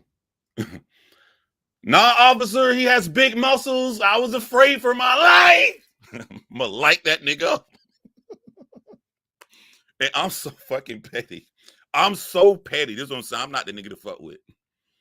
But like a year later when I moved back here and I live here permanently, I looked that nigga up again and, hey, I stay here now. You know what I'm saying? You talking that shit. You remember? Yeah, I'm the guy you talking that shit to, you know.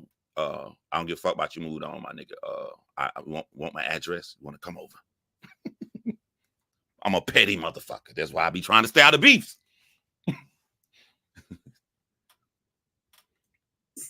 Our folks is great. Yeah, shit. Come to the dots. The different ball game. You see, the guy, hold on. And her manager's the guy. What's her manager? Her manager's the guy. Her dad. Why are y'all saying AI fish Kendrick? Do you want me to die? What the fuck? Yo. Here's the thing, and I know she got to link up with a real shot to like top 5. Yo, she rap about her boyfriend. She said, if he cheating, I'm doing him worse. And this is what I'm saying. You pretend to be a pimp. Why I had a girlfriend, and my girlfriend was cool with me staying there for 2 weeks, but your girlfriend still got you in the shadows. Your girlfriend didn't give a fuck about you being mad as hell. She still, my baby daddy gonna stay here. Damn, nigga. I know muscles ain't working out for you, bro, because it couldn't have been me. I am a hypocrite. My girl wasn't gonna stay with her ex for 2 weeks. No, that's not happening. And she would have listened. So what the fuck kind of shit you got going on, bro? You need to get out that gym. So she rapping about cheating on about, yo, top 5. You gonna have these girls cheating on you? If a bitch cheats on me, you know what's gonna happen? What? Don't tell us. Don't tell us. Open, body going in. You ain't gonna see that. You ain't gonna see that. God. Peace and tranquility. They said they had you on video. Shaggy son say you call me on camera. It wasn't me. My dog stays prayed up, G'd up out. Yeah, let me tell you something, man. You see what's happening to Puff Daddy? Yeah. Jay-Z's next, man. Jay-Z's next, man. Jay-Z next? He going in, man. For real? He going in, man. Yo, that's He going in. Yo, Rock Nation, Megan Thee Stallion. What's Jay-Z's fucking Free name? Tory. Free Tory. I feel like with the youth, like they always need a bad guy. You know, when Diddy go down, who's the next bad guy? They always want to vilify, make somebody bad. We big Jay-Z up on his business move to go from a rapper to a billionaire and making these smart decisions, to one of our own who came from the projects, poor like all of us, has a sports agency with some of the most famous sports guys ever. And we big that up. We build things up and we come back to destroy it for a storyline. There's no reports of Jay-Z being involved in any of that foul shit other than what he already told us about selling drugs when he was in the projects. Like, what's the point of trying to destroy? Why? What did Jay-Z do?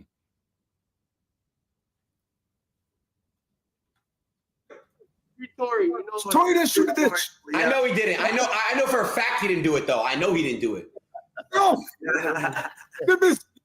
No, bro, she don't got a bullet in her leg, bro. She never showed her foot. There's no bullet there, bro. Yo, what's the name? She shot her bomb. Yo, she shot herself. She shot her bomb. Oh, well, she has a fat ass. So every time she came on TV, everybody wanted to change her. But I was like, fuck, I gotta look at this. But I put her on mute. You know what I mean? But Aiden Ross, let me tell you, you're in my city, Aiden. There's nobody that can touch you. There's nobody that can bother you. Hey, thank you, bro. There's nobody that can say a word to you. Yo, HOC now. There's 16. So been hearing some. Yo, does the GGs still run the six? Does the GGs and the Watson still run this? I just want to know. Yo, we expanded like the WNBA. GGs Watson still run this. I just want to know. Yo, we expanded like the WNBA. You know how the WNBA got a new Toronto team? Oh, there's HOC now. There's 16-year-old. But Jay-Z, while marrying a money-making woman, got his own money. Jay-Z is wildly rich without his wife. 2 black people did it independently. And somebody from outside our culture would like that to be destroyed. When y'all be talking about letting people in the cookout and shit, y'all always focus on white people. There are other people, and they can be black. Their skin can look just like ours, that we should be worried about coming to the proverbial cookout. I just came on, bro. I just came on. I seen a 16-year-old boy.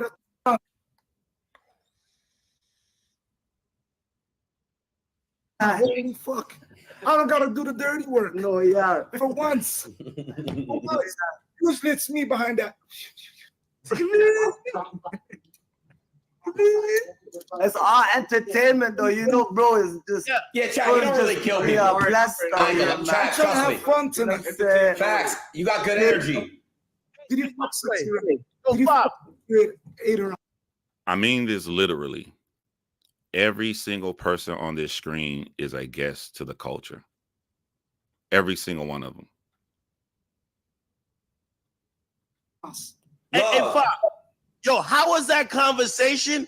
You get locked. By the way, I ain't gonna lie, I shed a tear that day. Yo, did Drake just pick up the lawyer fees? Or did you have to say, yo, Gigi, I need you to handle it? How that work? I feel you another Drake round. handled the lawyer fee for you. What happened?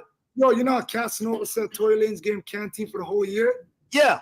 Drake gave me Canteen for a whole 30 years. Damn. That was 30 years. Nigga, put so much. I'm like, damn, homies, that guy gave me like 20K Canteen. That guy gave me some good lawyer There's fees, levels to this shit. but I can't talk on that shit, man. Drake You know what I'm real. saying? He real. Levels to this. Levels to this. Hey, I'm going to give DJ Academics credit here. I don't think DJ Academics is dumb and think that Drake likes him. I think DJ Academics is intelligent and know that Drake will never publicly align with him. And it's because of the things that, you know, the lawsuits and all the other things that he got going on. And he also, if you're Drake has seen how it looks when DJ Academics like somebody and how it looks when DJ Academics don't like somebody. If you watch, like, a lot of y'all don't remember the good things that Act used to say about Meek Mill. Now look, so if you're intelligent, you're like, okay, this nigga is popular. So if he rocking with me, I'm gonna let him say he rocking with me, but I'm gonna keep my motherfucking distance from this nigga because I'm Drake and I got so much information. If Act turns on me, imagine Act going live every single day, now posting the pictures of me in chats and talking to a 16-year-old and going on dates with them when they're 18 years old. Like, there's so much material on Drake that it would be very, very bad for Drake if Act turned on him. So I'm gonna keep him a little bit close, but because of the things he got going on, I can't be associated with this dude. And I think DJ Academics is intelligent enough that he realizes this, but he's using it to his advantage to consistently keep a large audience watching his content. I think that he goes very salacious on purpose so that if you don't like him, you still can't help but to watch at the outlandish things he does. as a business move, I totally understand both sides. But you're going too far when you know that them guys at the bottom of the screen will really hurt somebody.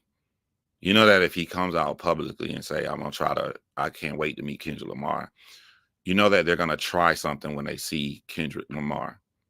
And you're not really focused on the global ramifications of what will happen. I'm going to be straight up honest with you. If they kill Kendrick, someone's going to kill Drake. It's going to be the Tupac and Biggie shit all over. If a goon from Toronto kills Kendrick Lamar, Drake life is over.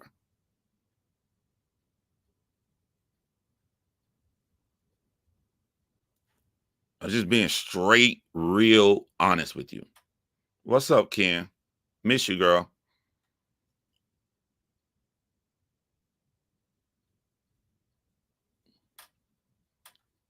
Hey, I want you to explain. There's a lot of people after the beef popped off. I wish you was around when, like, the guy near Sherburne that I ran into yesterday.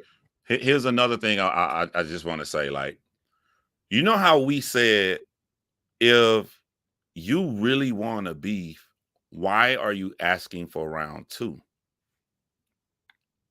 Right? If you won the beef, if Family Matters was the greatest song and it killed Kendrick Lamar, why do you want to kill Kendrick Lamar? Every action, Drake's entire team, to include Drake, to include DJ Academics, all of their actions are the actions of a loser. And I don't mean like a horrible person, like you're nothing in life. No, these are successful men. I mean the real definition of the word loser. All these are actions of someone who lost a beef.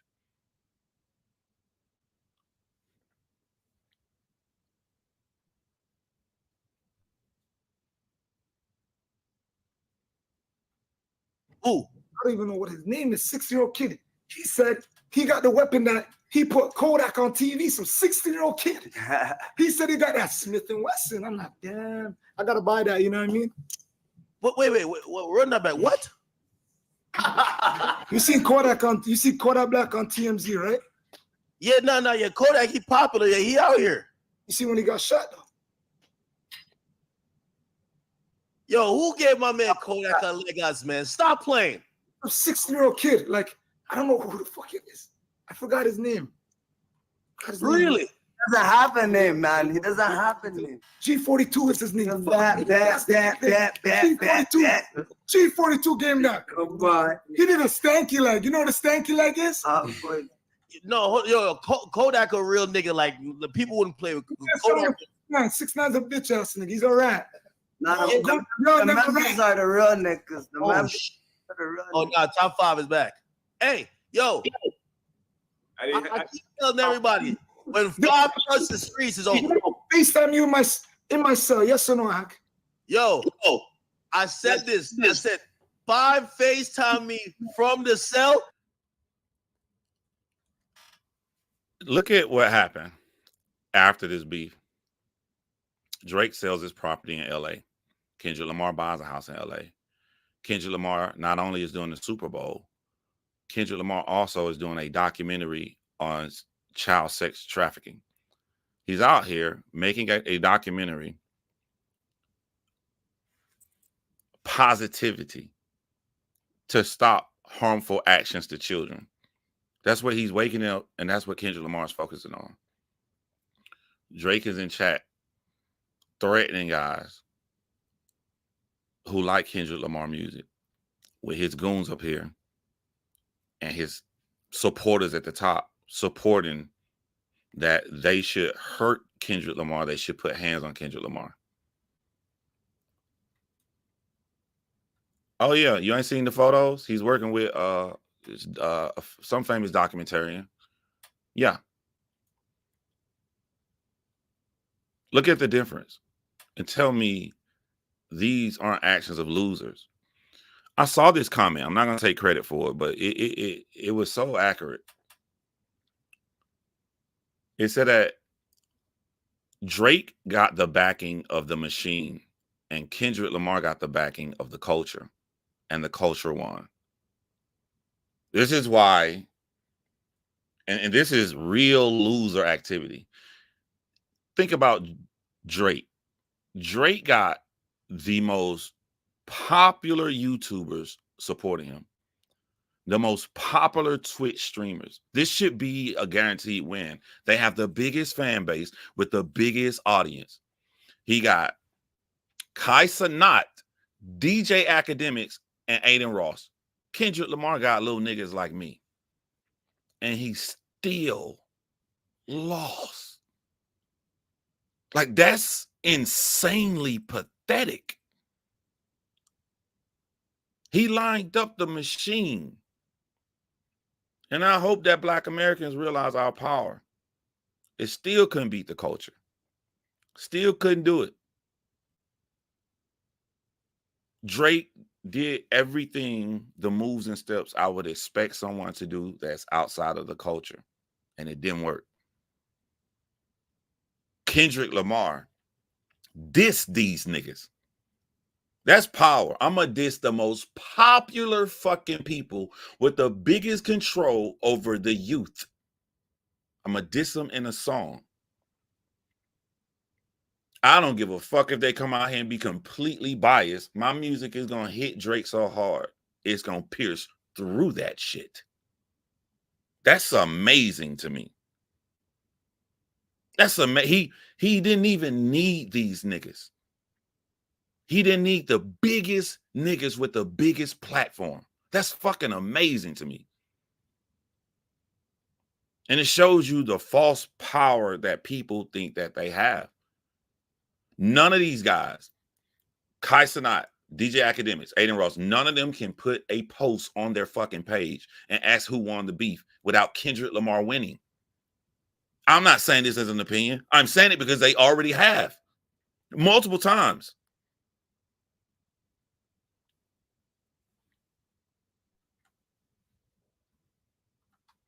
And showed me 30 phones and said, I got new phones for every man on the range. I said, I've never seen it before. Yo, he said to me, he said, yo, act. He said, I don't need nothing from you, but I need you to tell this bitch to answer my DM because I'm sliding. I said, how you trying to fuck bitches from jail? Yo, who shot a video? Yo, Aiden, you on that music video in jail? Wait, you shot a music video in jail? Shout out to the CEOs that took care of me, gave me the phones. 21 questions. With G Herbal, 21 questions. What? Yo, what's my kick name? What's my fucking kick name? GG. Go ahead, my fucking kick name, man. Oh. What is it?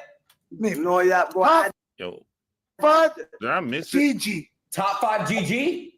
I'm gonna fly the baddest bitch to Toronto tomorrow and fuck her on the block. Yo, five. I want to ask you this question. Yes. Because I'm gonna be honest with you, yo, me and you, we chop it up a lot before you got locked, right? And you would tell me how you really smashing a lot of these rap bitches, and I was just like, I tell you and Aiden a story. I want to tell you guys a story. Yes, yeah, go ahead. I had a hooker girlfriend named Cuban the Savage. Cuban Dollar Savage. Yeah. I was on the run for murder in LA. So I met up with this girl, you know what I mean? But Presto was dating Cola Ray. And Cola Ray and Cuban Dog got beef. So they're beefing. So when Cuban Dog's sucking my dick, Cola Ray's walking upstairs and they're about to get a pop, and you know what I mean? Yo, the only way I stopped them, I about that Smith & Wesson said, get the fuck back. Get the fuck back. Get the back. yo, Aiden, I'm gonna be honest with you. Hold on. Go ask Cola Ray. I'm lying. Yo, this is a real story. I'm lying. What? Yo, this is a real story. Yo, it's a real story. I guarantee it's a real story. Don't you my sex tape with Cuban the Savage? Am I capping act? Yo, hey, top 5. He might tell a joke. He's not gonna tell a lie. I ain't gonna lie. Yeah, man. Hey, five. I want to say I looked at our DMs. You DM'd me like almost 4 years ago, bro. That's kind of crazy. I was like, what the fuck? Damn. I rock with you. You know why I rock with you? Because I know you're bending up sexy red. I know you have it. I know. Yeah. So that's them threatening Kendrick Lamar if he comes to the I forget the name of the Chinese restaurant. If he comes to Toronto, they're gonna harm Kendrick Lamar, and I don't see how Drake doesn't see how this is very bad on him. You can take the L and move on, but now you're going to purposely start East Coast versus West Coast part 2, but it's going to be in the form of Toronto versus America, which you will not win. You will not win. All this shit that people try to say, and all these rappers, LL Cool J and all of them saying, like, I'm glad that the beef was on wax. Everything moving towards the beef not being on wax is coming from Drake's part. This isn't the first time it moved from not being on wax. Everything came from Drake's side. Yeah, someone said that's like threatening someone not to come to Cincinnati. Yeah. Rappers don't need Toronto. Toronto rappers, raptors, get it? Toronto rappers need the United States.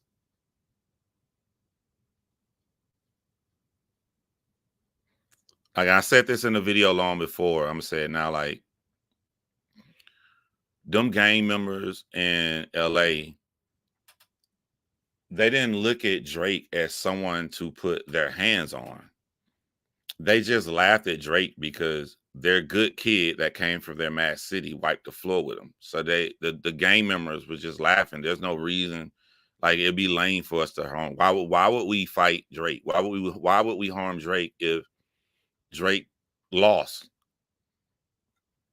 But earlier before, like when you start like with the whole Rick Ross shit, when you start putting hands on people and you take it to that level, the niggas who went thinking about harming you are like, all right, I guess we do got to fuck this nigga up. I guess we do got to do it now.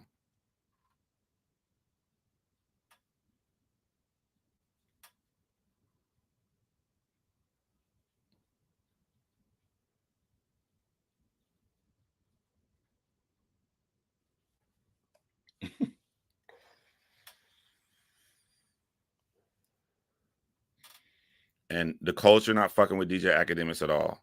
On a marketing standpoint, I see what you're doing. But like, that is going too far. I see if you want to purposely take the side of Drake, you know, say everything Kendrick Lamar did bad, everything Drake does is good, cool, have that stance. Because it's not effective. It doesn't work. You've lost every single time. You beat Meek Mill. DJ Academics beat Meek Mill. DJ Academics lost badly in round 1 with Freddie Gibbs. Freddie Gibbs clowned him.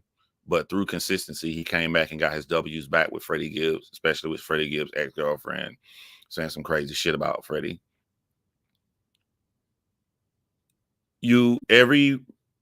Pretty much every rapper you got drunk off Henny and spazzed out on, you did pretty well.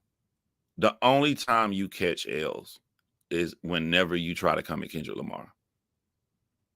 You caught an L when you tried to come at Kendrick Lamar on the box. You thought that shit was going to blow up real big. And that whole week, all everybody talked about was the pop-up concert. You have literally, you're 0 for 10 every single time you try to come at Kendrick Lamar. And now you're sitting there laughing and perpetuating real beef when people got real families and real ramifications, where someone can really get hurt. You're perpetuating that. You've sunk to this level.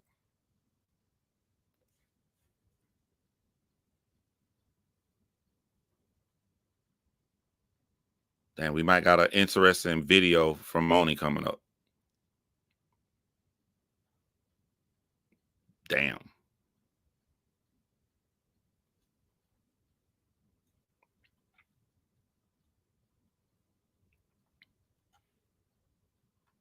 Kendrick Lamar like me.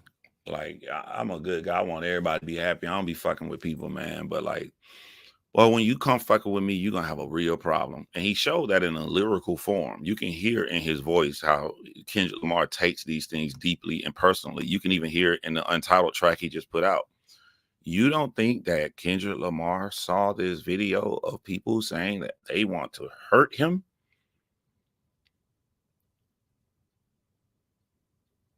You don't think his niggas saw this video?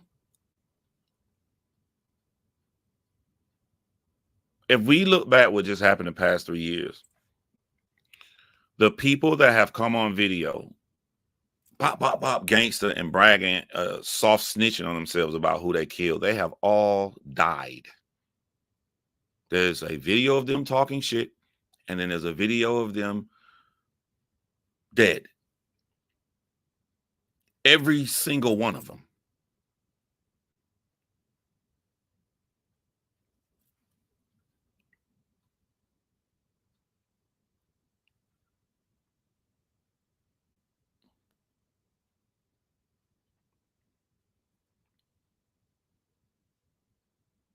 Yeah, protect Money at all costs. Money part of the fam.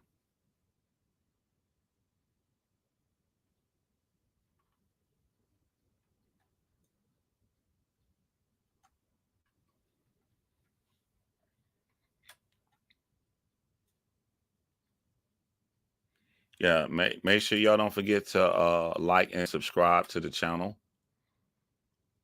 Again, trying to go live every day, but I ain't gonna be able to do it on the weekend. You know what I'm saying? I'm gonna be out. Nigga gotta live.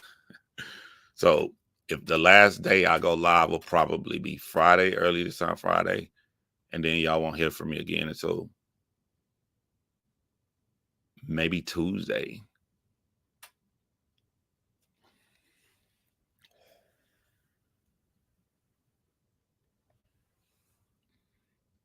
I be loving my weekends when I go away and then I come and I read all this shit and I look at all and watch all these videos and I'm only gonna have about goddamn 6 videos by then and I catch up.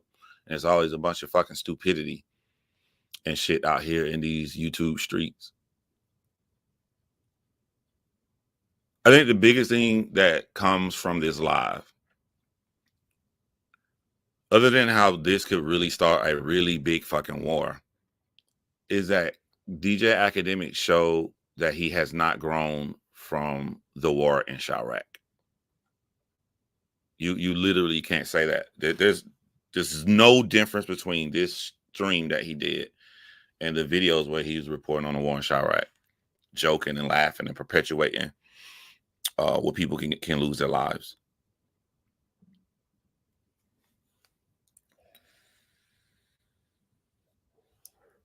Monty, I really think that you should start thinking about going into documentary mode. Like, there's no reason why you can't do What's the Dirt do when you dabble in it and it's way better. It's way more detailed and you check your facts.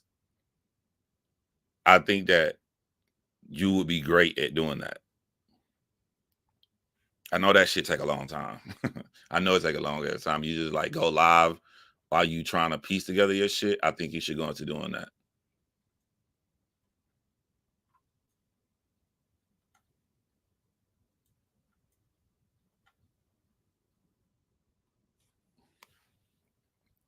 Any help or any assistance, I lend my services.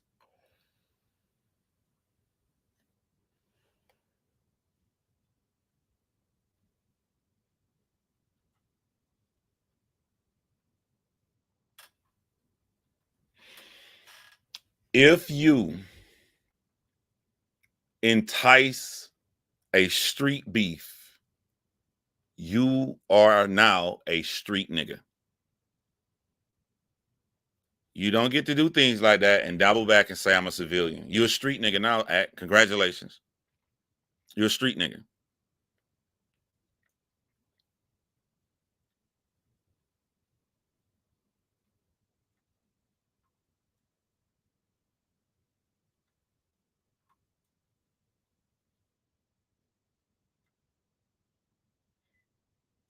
Yeah, when I saw the security guard video Moni did, I'm like, wait a minute, she should just do this shit. She should just do it. Like,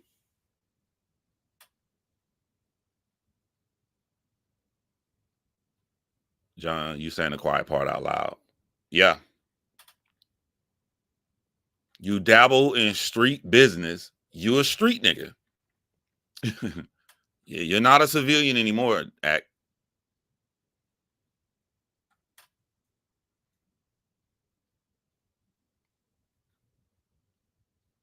If DJ Academics goes to Toronto and someone tries to touch him, them dudes on that screen is gonna beat the shit out that guy. They're gonna take up for Act.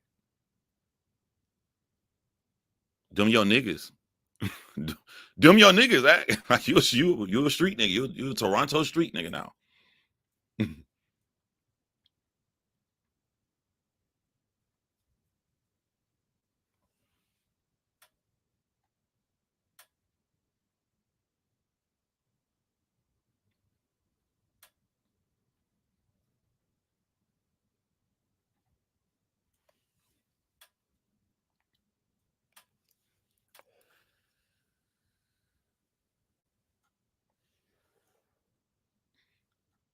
Is this true? Y'all know I don't like to say something unless I saw it myself, so I'm asking y'all. Is that comment on my screen true? Did he threaten YG? If that comment is true,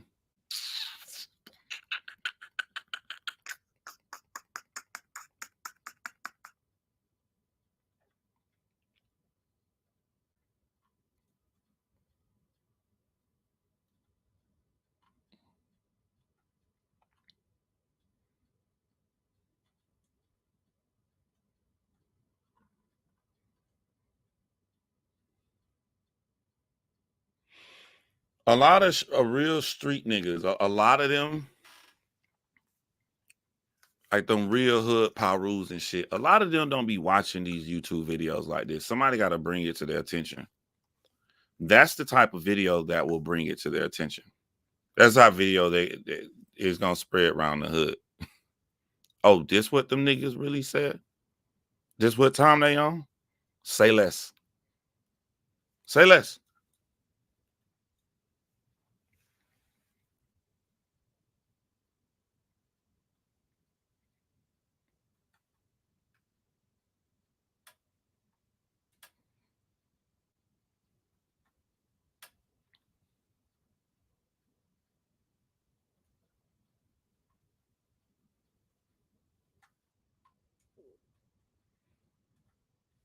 Yeah, they won't need context. Nah, like, y'all know how I said, I think that this is really bad that What's the Dirt made that video about Justin is not gonna age well. And then I left the internet and got my children and became a dad and was gone from the internet. I came back and everybody made videos about it. That's what's about to happen to that video, that stream right there. That's what's about to happen the next 2 days. People not gonna like that shit. This nigga threatened Kendrick Lamar. Allegedly, I didn't see YG and Metro Boom. Speaking on Metro Boomin, this is what I'm saying. Well, context matters. DJ Academics played a portion where Metro Boomin was basically saying, like, you know, he didn't have a side with Jay-Z or Nas. He just listened to both. And they're saying that Metro was contradicting himself because he had a tweet that's saying, like, you know, basically saying, stay on your side. I look at shit like that and I see how people confuse the youth, because the youth is going to look at both of those and be like, yeah, this nigga's contradicting himself. No, he's not contradicting himself, because Metro Boomin didn't have a personal investment in the Nas versus Jay-Z beef. But in the Kendrick versus Drake beef, it started because Drake was literally beefing with Metro. You see how context matters? If he's involved, of course he's on a side. But he's saying to you as the fans out there who are not involved, just be in the middle and just enjoy the music. Like he did when it was Jay-Z versus Nas. You see how context matters? But DJ Academics is counting on his audience to be dumb, not investigate, and just put these side by side, and it looks like he contradicted himself. Bro, Metro Boomin was a part of the beef. He made a beat called BBL Drizzy. He is automatically on a side in this one. He's not talking about himself in this, and he's talking about the fans. This is why nuance is very important.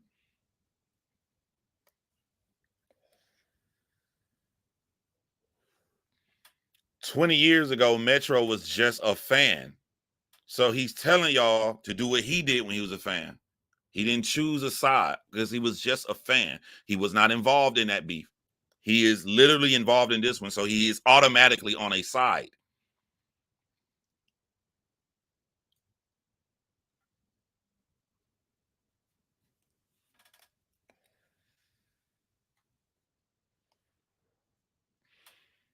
The boy who did not grow up in a tough neighborhood is constantly trying to push and make this go to a street level. The TDE, the real niggas from the hood, the real niggas from Compton, real niggas from the street, like, nah, we don't want to do that. I think people aren't paying attention again to nuances, because when you're really from the street, you're not going to say nothing out loud. You're going to move intelligently. Now it's at the point to where Drake then set himself up. He set himself up. You're the side that say you want to do physical violence. We're saying peace publicly. So if something fucking happens to you, we off the hook. Yo, we defending ourselves. This is the nigga who's saying gonna do shit when they see us. We defending ourselves. That's what I'm saying. There's this thing like a psychiatrist say about a narcissistic sociopath, is that they spend 24 hours of their day trying to do what they think a normal person would do. But because they aren't normal, they're going to always get it wrong. Drake is doing what he thinks a street nigga would do. But he's not a street nigga.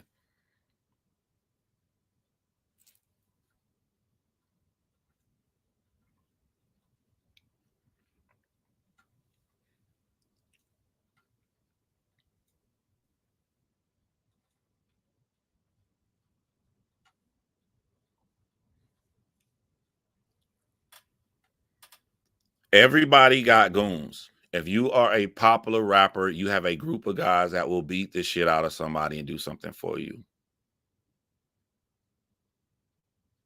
Metro is very close to Future. If you don't think Future got goons in Atlanta, something wrong with you. It isn't about the fucking goons. The nuanced difference that Drake isn't understanding is that Kendrick has goons and the culture.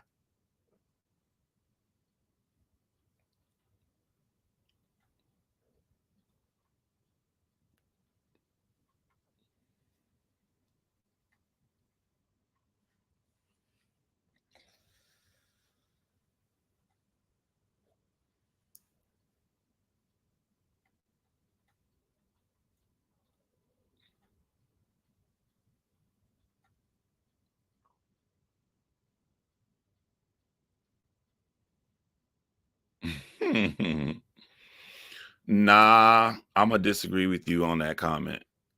I just think that he's ignorant. Imagine if you're so rich, you got all these mansions and you're surrounded by guys like you see up there that'll crash out for you. You're surrounded by guys, chubs, that'll crash out for you.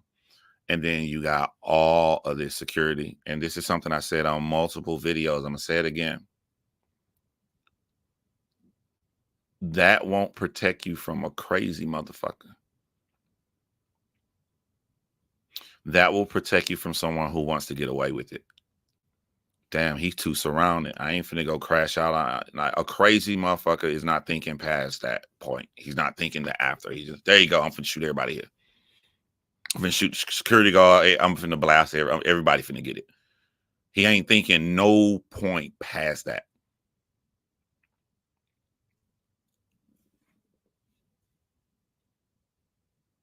And people forget that crazy motherfuckers exist everywhere.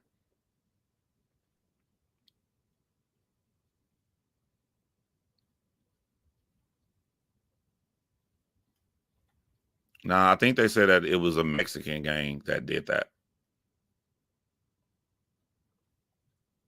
I don't know. But like I always teach in the art of war, you gotta hurt someone in what they covet.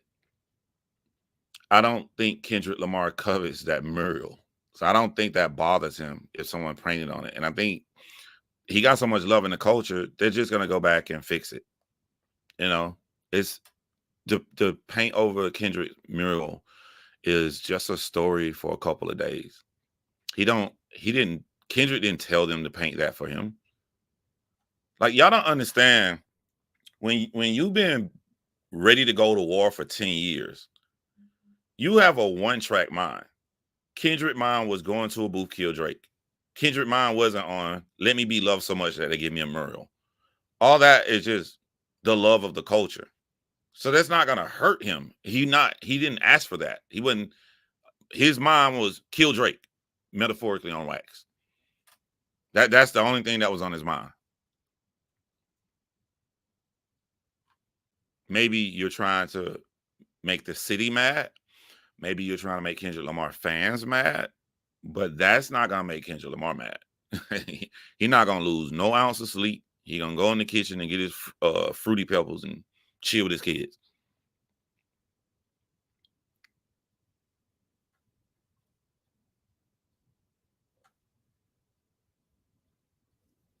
Police say Cali, stay ready.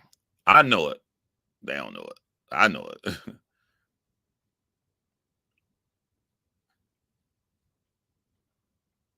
The mural will be repainted. It's like every mural around. At some point, somebody's gonna come put some spray paint on it. It happens to all of them. Yeah, I don't agree with Kendrick. And this is how you know Kendrick Lamar is a psychopath. My man, look, man. Every Black American that pours a bowl of Fruity Pebbles got one thing on their mind: eat this shit as fast as fucking possible. I got a good 15 seconds to kill this whole bowl. Only Kendrick Lamar is the one that pours Fruity Pebbles, push that bitch to the side and let it get soggy and look at it, and then wait to eat it. I saw that shit like, yeah, I don't want to fuck with this dude. This ain't nobody I want to fuck with. I've never in my life seen somebody do that. We all know out of every cereal ever invented, you better, like, ain't nobody Black in America pouring a bowl of Fruity Pebbles and talking on the phone. You're going to have to call me back in about 30 seconds. You're going to have to, like, you're not pouring a bowl of Fruity Pebbles to go watch your Netflix show. When you eat Fruity Pebbles, you are doing one thing only: eating Fruity Pebbles. You are on the clock. Fruity Pebbles are made out of the same shit cookies made out of. You know, you dip your milk in cookies, that bitch 10 seconds it gets soggy.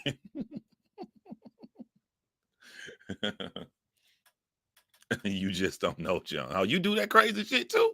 You do that shit too? You and Kendrick crazy.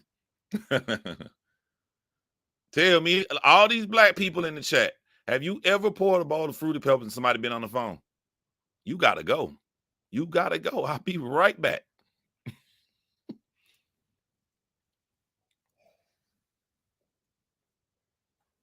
Me too. I like sugar smacks a little bit soggy. You know what I'm saying? Like a lot of cereal is okay a little bit soggy, but fucking Fruity Pebbles.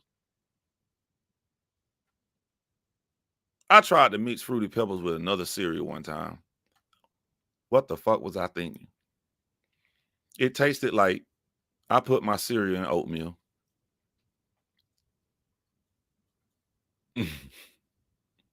I enjoyed the transition of Frosted Flakes getting soggy. Frosted Flakes occurs naturally. That's some natural shit. The progress of crunchy to soggy is natural. Ain't nothing motherfucking natural about Fruity Pebbles. Nothing. And like, you gotta love the marketing team, because I believe it was an accident. I believe when Fruity Pebbles was first made, it went out to America. They put the commercial out. People started buying them shits and they were getting soggy as fuck in 5 seconds. And then everybody started talking about it. And they was like, oh man, we fucked up. Wait a minute, Rick. We got to fix this. We got to go to the factory and do some new kind of chemical balance. Wait a minute, Rick. And we may be on to something here. They not saying they not saying they don't like it. They rolling with the punches. They just eating that shit faster.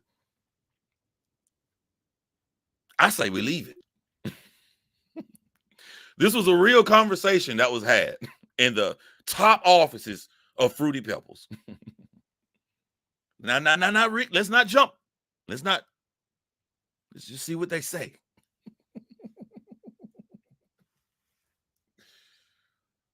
I tell that too. I make sure that it's one of the things that comes out around my third date with somebody. Around date 3, 4. Hey, yeah, I put ice in my cereal. Can't say that shit up top. You got to have that representative out there first. Before you start letting them know your real idiosyncrasies.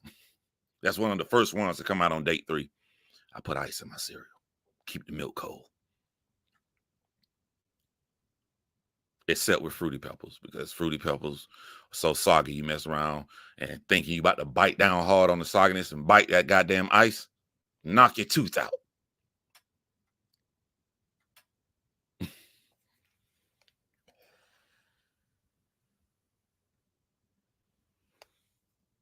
We got some more psychos in the chat, y'all. Lock on, pour the milk first.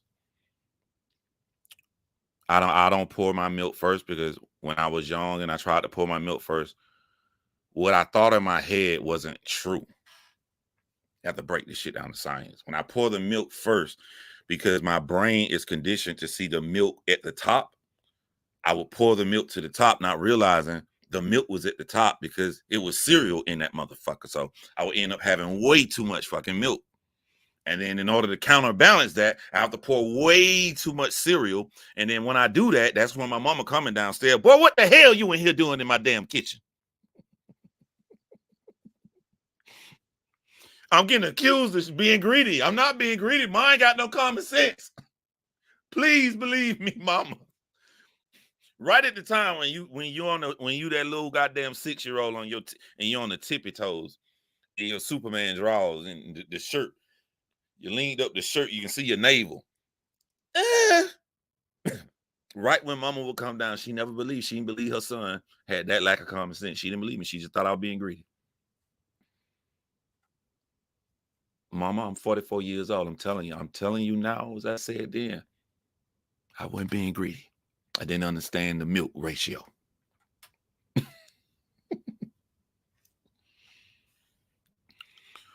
Do you know how much motherfucking Fruity Pebbles you're going to have to pour in that bowl when you put too much milk in first? You're going to put half the goddamn box in one bowl.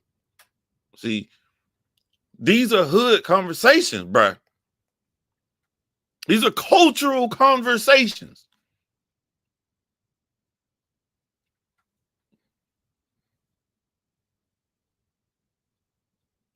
Let me tell you what I hate about social media. I didn't realize Captain Crunch was tearing up the roof of my mouth until y'all said it. So if y'all never would have said shit, I mean, it was tearing up my mouth. It was, but I didn't feel it. I didn't notice it. I was okay with Captain Crunch until the first nigga on goddamn the internet, it tear up the roof of my mouth. Wait a minute. You're right. It does do that. And now every time I eat it, I'm worried. Y'all should have just left that shit alone, bro. Y'all, that's the problem with the culture. Y'all think everything need to be said. Everything don't need to be said.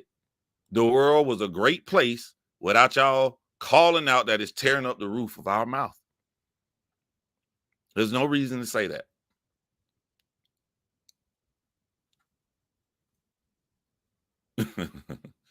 I was A-okay.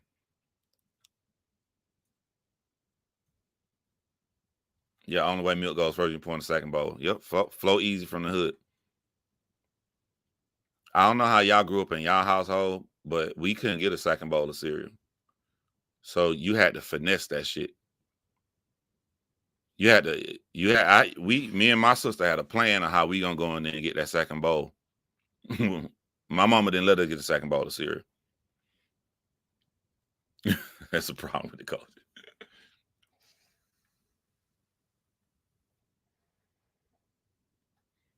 I didn't get a second bowl of cereal until I was grown and went to the Air Force.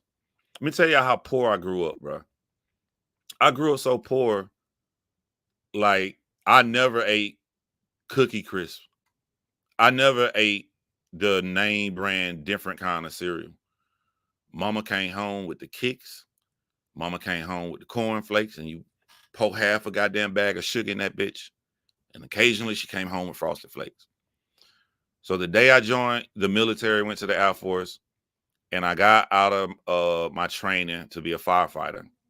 And I got my first dorm room. I woke up early that morning. They were like, where are you going to? I'll be back. This was a personal mission of mine. I waited my whole life for at 18 years old. I walked to the BX on the Air Force Base and bought every goddamn brand of cereal I never had. Walked. I looked like a grown kid walking across the base and your friends and shit. What this nigga doing? Carrying groceries. This nigga bought a lot of groceries, didn't he? Just cereal and a gallon of milk. I didn't say one word. I sat down. I've been waiting for this shit for 18 years. The first thing I did was pour a bowl of the Cookie Crisp because as a kid, can you imagine being poor and every Saturday morning you're looking at cereal in the shape of cookies? Imagine that and wishing, how does that taste? I just want to know how I want to know so bad. It just seemed perfect because I love cookies and I love cereal. This gotta be the greatest tasting shit. And I sat down by myself in that motherfucking dorm room. I took a scoop of the Cookie Crisp and I ate it. And that shit was gross as fuck. I was so mad. It was like it was the equivalent of fucking a girl you had a crush on, and the box was dry. Literally, the box was dry. I couldn't understand it. I thought this was gonna taste like cookies. They had the commercial with the fucking guy and he running and the thief and they locking him up in jail with the Cookie Crisp. I'm like, what the fuck is this shit? It don't even feel like cookies. What the fuck is this shit? I didn't understand. I was so hurt. You made me wait 18 years for this? I ain't even finished the bowl. We going to the next box. Yes, Cookie Crisp was a scam. That's how I felt about Frosted Flakes. I'm offended. Who the fuck doesn't like Frosted Flakes? What? What else? What else shocked me? The chocolate, the Cocoa Puffs. The Cocoa Puffs shocked. It didn't take the milk was the milk. You know what I'm saying? I ate about 2 scoops of them. I didn't like it, but I just let it sit there like I'm Kendrick Lamar and just drunk the milk. I don't understand that. Frankenberry lived up to the hype. It lived. I bought that box that day too. That actually lived up to the hype. Yeah, I got nothing but love for you, Medusa, but the way that you don't like Frosted Flakes is scaring me. You're scaring me right now. All right, I'm going to tell y'all what really shocked me. Please don't judge me. I'm just trying every cereal because I didn't get an opportunity to. But you know, if you 18 years old, this seemed like some nasty shit. And I prepared my mouth for this to be some nasty shit. And it was the Frosted Mini Wheats. And that shit was so fucking delicious. It was an experience. It was an experience. It was like, I really don't want to fuck old girl, but like shit, I ain't got nothing else to do, so I guess I fuck. And then you go inside and fellas, you ever had box so good? Like, you had to look at her like, girl, this is what you had the whole time.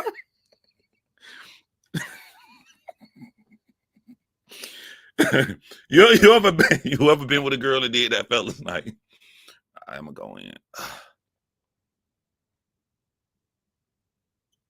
You look back down. What is this? What is that made out of? That's how I felt with the Frosted Mini Wheats. Fortunately for me, my mom, she never bought Apple Jacks, but by the time I got to high school was giving out the little Apple Jacks for breakfast, so I got to taste it. I love Apple Jacks, one of my favorite. Who the fuck adds sugar to Frosted Flakes? That's some beyond hood shit right there.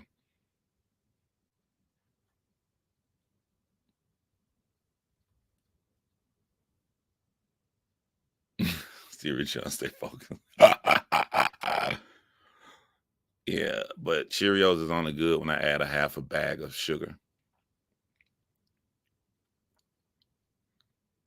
I won't deny the bananas in it. However, there's nothing in me that would want to take the time to peel a banana and cut it. Like if it's there, I'll do it. Like I'll eat it, but it ain't enough for me to just not like pour the cereal milk and just start eating.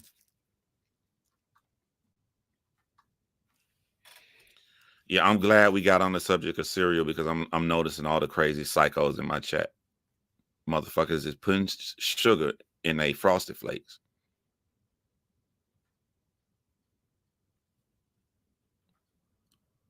Kayla like the nastiest cereal ever. Y'all telling on y'allself. I should have did this earlier. Apple Cinnamon Cheerios made me gag. I had to throw that shit back up.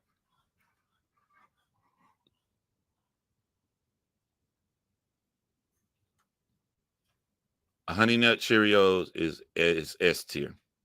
That's S tier. Honey Nut Cheerios is one of them cereal where I'm like looking at the box and it just look boring. I'm like, I really want something else. And then I'm like, I'll eat the Honey Nut Cheerios. And it tastes really good. So I'm like, why do I do this every single time? I don't know. Maybe it's just so the way to go. It's so normal and so boring. I want to like something more interesting. So I just look at it like, but it never fails. It always tastes fucking good. Cinnamon Toast Crunch. Crave was good. Crave is good.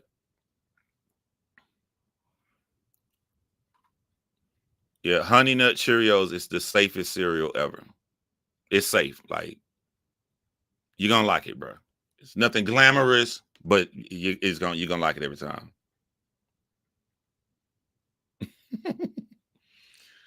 Yeah, I guess I was hating on it. I guess I was. All right. Fun way to end a live when it is so negative of what took place last night. Growing Process. I haven't tried that, but I will. I like that name, Growing Process. That's a dope name. And I can't leave out Raisin Bran. Raisin Bran is a more boring version of Honey Nut Cheerios. And when I mean boring, I mean you're gonna like it every single time. There's nothing wrong with it. But when you look at the box, no pun intended, it's just like, oh, I want to eat this shit. It got to be something else in here for me to eat. You're looking all over this motherfucker. Like, all right, I'll eat it, and then you're gonna like it. And then yes, another S tier that I figured out was Raisin Bran Crunch. That is top notch. Here's a weird thing about Raisin Bran Crunch. I love it, and I know I love it, but like if I go in a grocery store, I always walk past it. I think I be hating on shit a lot. I think I'm a serial hater. No pun intended. There's why not just buy it? I should just buy it. I like it, but you just walk past the box. All right, but I'm gonna get ready to get up out of here. So I can get up here at 2:30. It's 2:49 now, but I'll be back to go live tomorrow. It's weird being a YouTuber because it's the afternoon. It's already half the day is gone, and by the time I get ready to go live tomorrow, some other bullshit is gonna happen. Y'all know the YouTuber by the name of he wears a mask and he reports on the murders in Chicago. I forget his name. Very popular YouTuber. I thought when King Von died and when FBG Duck died, I'm like, what is this guy gonna do with his YouTube channel? All his stuff is on the Chicago stuff. And I realized how stupid I was to think that. Because it is very sad that he will never run out of content. He will wake up every day and have something to post about because it's so much. Yeah, Trenches News, that's his name. Trenches News. I want to know anything about Chicago, I run the Trenches News. Trenches News will never run out of content because people are just dying every fucking day. I find that sad. But yeah, man, y'all hold it down, and I'm going to catch y'all on the next one.